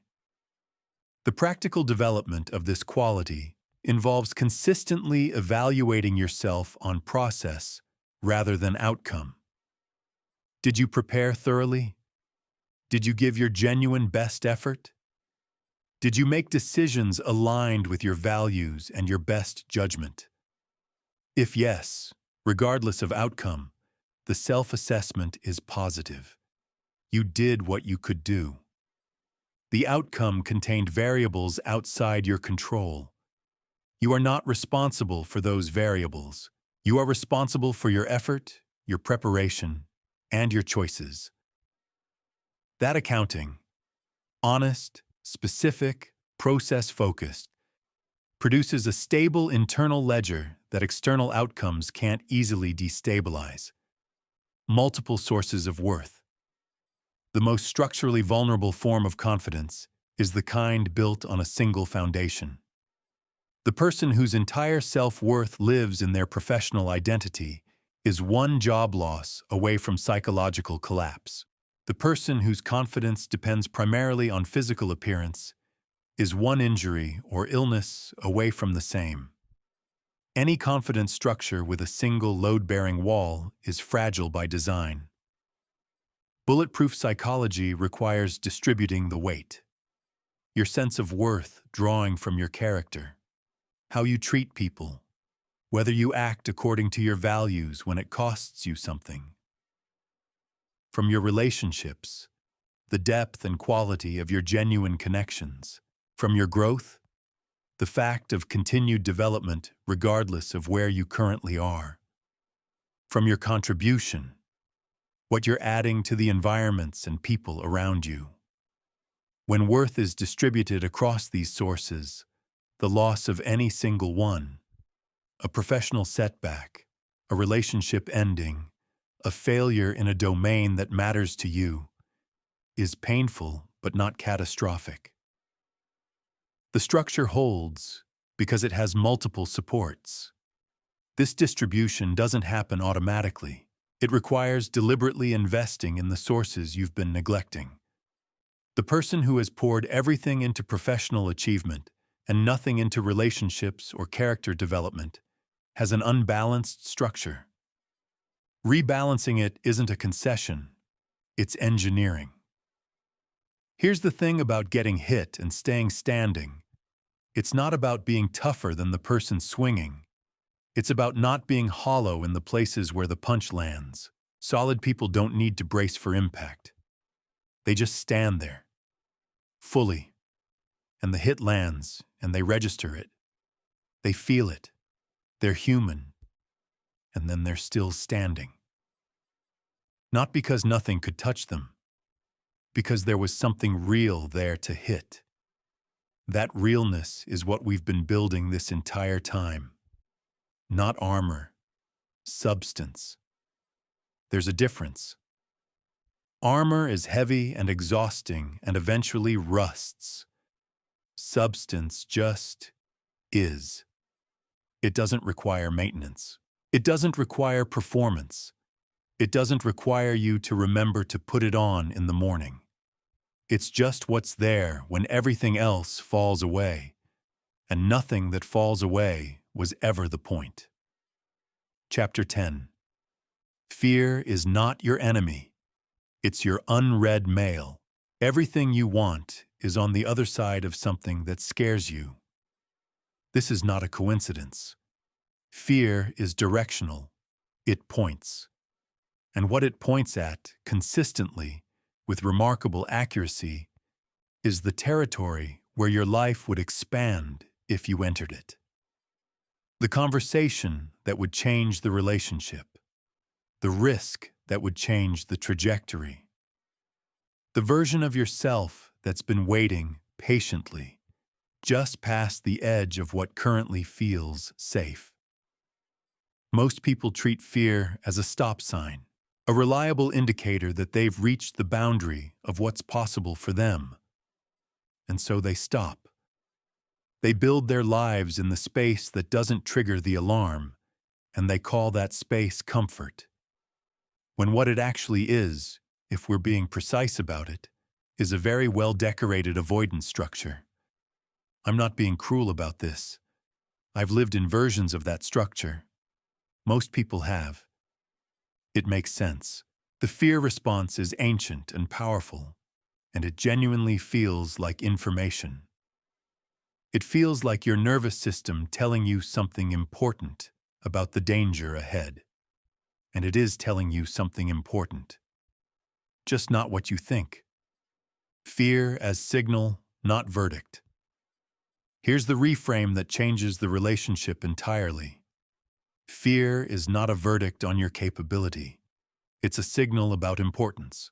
The intensity of your fear about something is roughly proportional to how much that thing matters to you, how significantly it could shift your life, how close you are to territory that would require you to become someone different than you currently are. Think about the things that genuinely frighten you. Not spiders in the bathroom frightened. The deeper kind. The fears attached to real things. Speaking your truth in a relationship that might not survive it. Pursuing work that actually means something when failure would be personal rather than just professional. Being fully seen by someone when there's real risk of rejection. These fears are not random. They cluster around your actual values, around the places where the stakes are real because you are actually invested. Fear, read correctly, is a map of what matters to you, which means running from your fears is, in a very specific and somewhat poetic sense, running from yourself. The energy inside the fear. When fear activates, your body does something remarkable that most people experience only as unpleasant. Adrenaline enters the bloodstream. Heart rate rises, attention sharpens, energy increases. Your entire system orients toward the thing that triggered the response with a focus and intensity that, in any other context, you would call peak performance readiness. This is the energy inside the fear. The same physiological package that feels like terror when you're running from something, feels like aliveness when you're running towards something. Same chemistry, different direction. Fear alchemy. The transformation of fear from limiting force to propulsive one is not about eliminating the physiological response. It's about changing the direction you point it. Instead of using that heightened state to fuel avoidance, you use it to fuel engagement. The energy was always there. You just needed to redirect the outlet. The practical version of this is simpler than it sounds. When you feel fear about something that matters, you ask one question before you do anything else.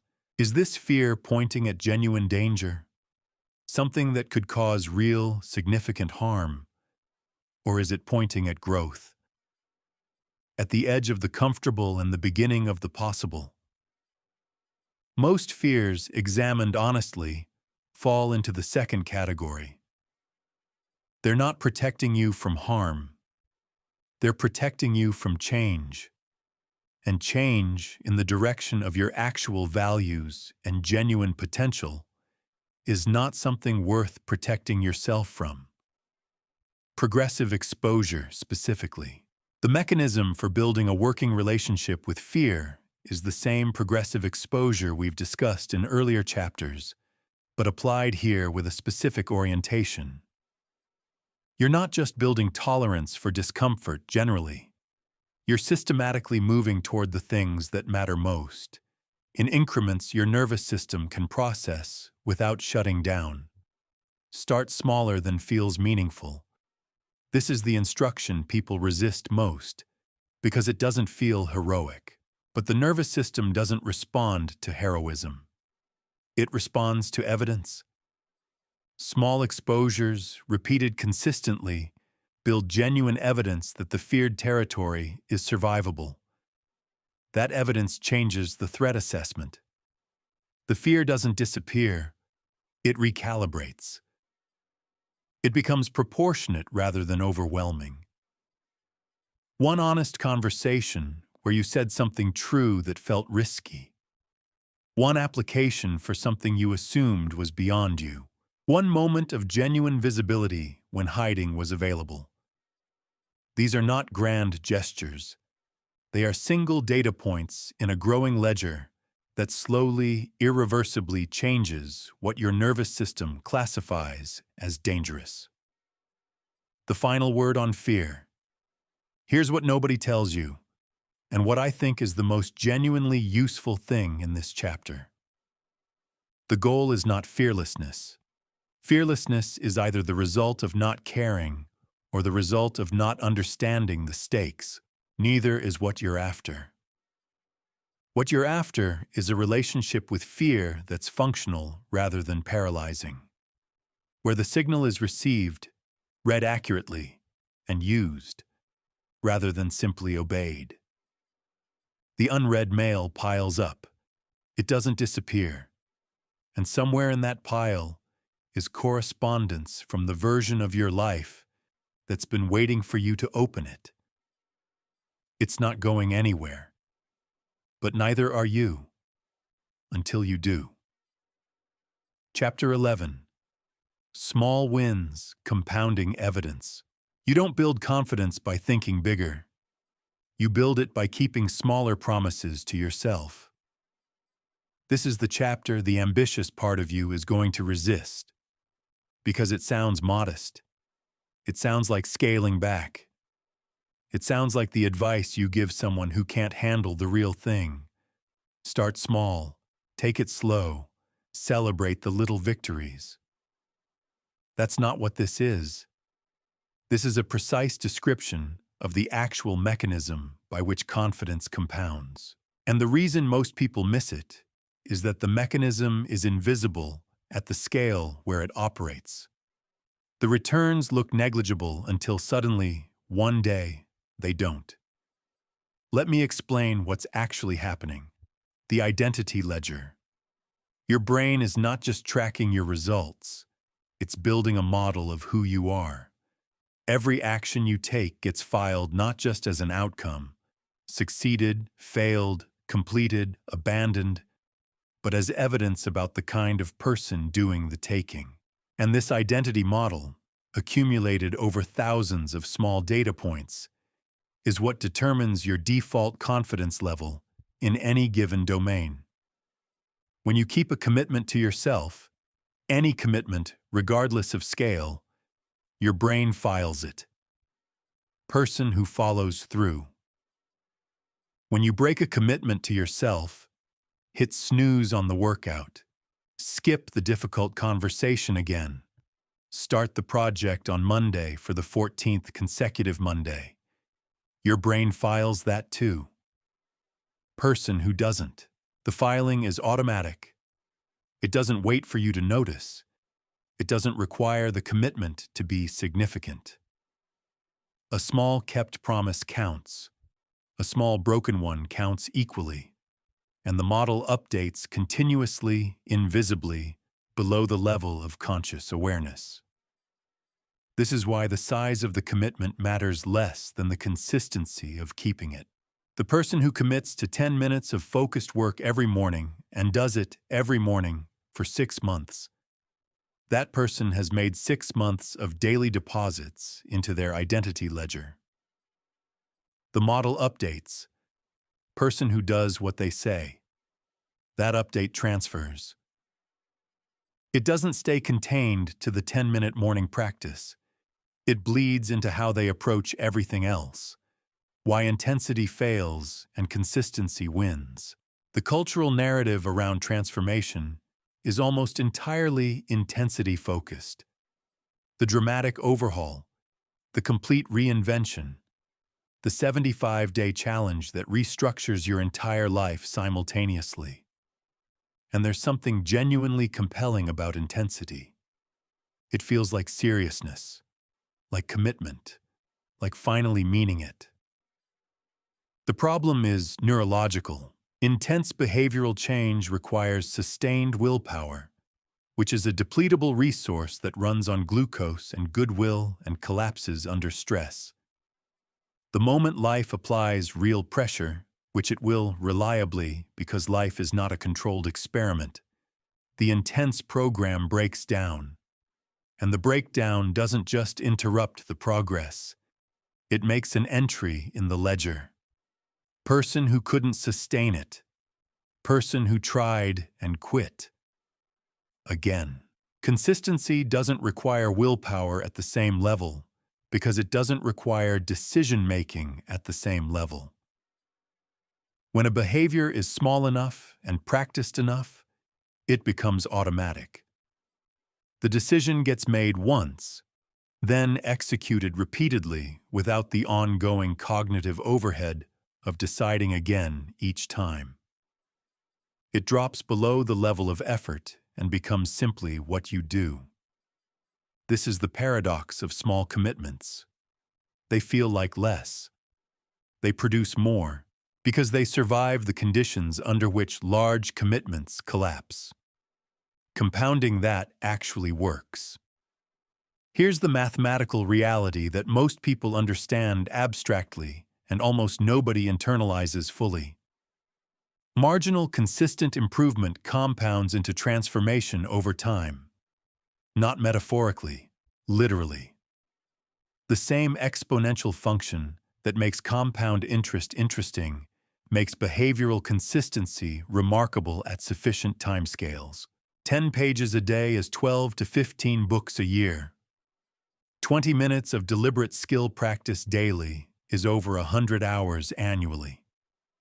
One honest, slightly uncomfortable conversation per week is 52 instances of evidence that you can handle discomfort. At the end of a year, none of these look like the same person who started. But, and this is crucial, the transformation isn't visible at week 2 or week 6. The early returns are genuinely small.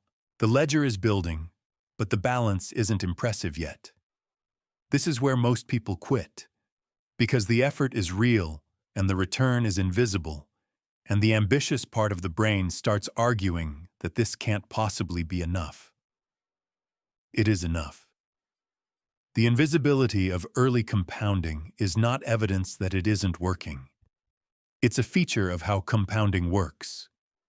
The growth is happening in the foundation, not yet in the visible structure. Stay in it past the point where it looks like it's working. That's the only instruction that actually matters. What small wins actually do. Beyond the identity ledger and the compounding returns, small wins do something specific to your psychological state that larger, more distant goals cannot. They provide immediate evidence. Completed today. Verifiable now. No waiting for the long-term result to arrive. This immediacy matters because your nervous system responds to evidence it can currently observe. A kept promise from this morning is more neurologically convincing than a potential achievement 6 months away. The dopamine response, the anticipation and reward cycle that underlies motivation, fires on near-term, concrete completions in a way it simply cannot fire on distant, abstract goals. Small wins keep the motivational system fed. They provide regular, verifiable proof that you are someone who does things. And that proof, accumulated across weeks and months, becomes the unshakable foundation that confident people are standing on when they look like they were just born that way. They weren't born that way. They kept small promises, consistently, long past the point where it looked impressive. That's all it was. That's all it ever is. You didn't need more confidence. You needed to stop undercutting the confidence you already had. That's what this entire book has been about. Not installation, removal. Taking out the specific, identifiable mechanisms, the self-doubt prosecution team, the catastrophizing, the performed presence, the affirmations that gaslight you at 7 a.m., that have been systematically dismantling something that was available to you all along. Confidence was never the destination. It's what's left when you stop arguing against yourself with fabricated evidence. Here's what I want you to carry out of this.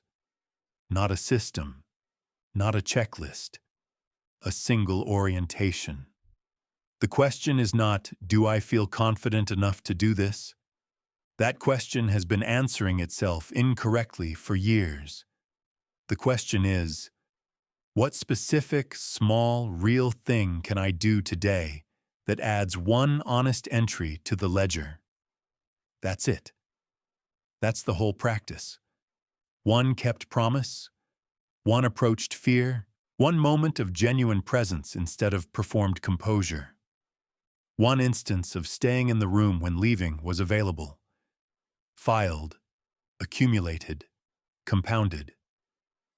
The transformation isn't dramatic.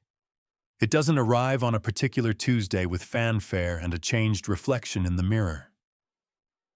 It arrives gradually, then suddenly, the way most real things do. You notice one day that the voice running the prosecution has gotten quieter, that the room feels less like a threat and more like a place you belong, that you stopped waiting to feel ready and started just going. That's not a personality change. That's a ledger that finally tipped. You've been making entries your whole life. Time to be more deliberate about what you're filing.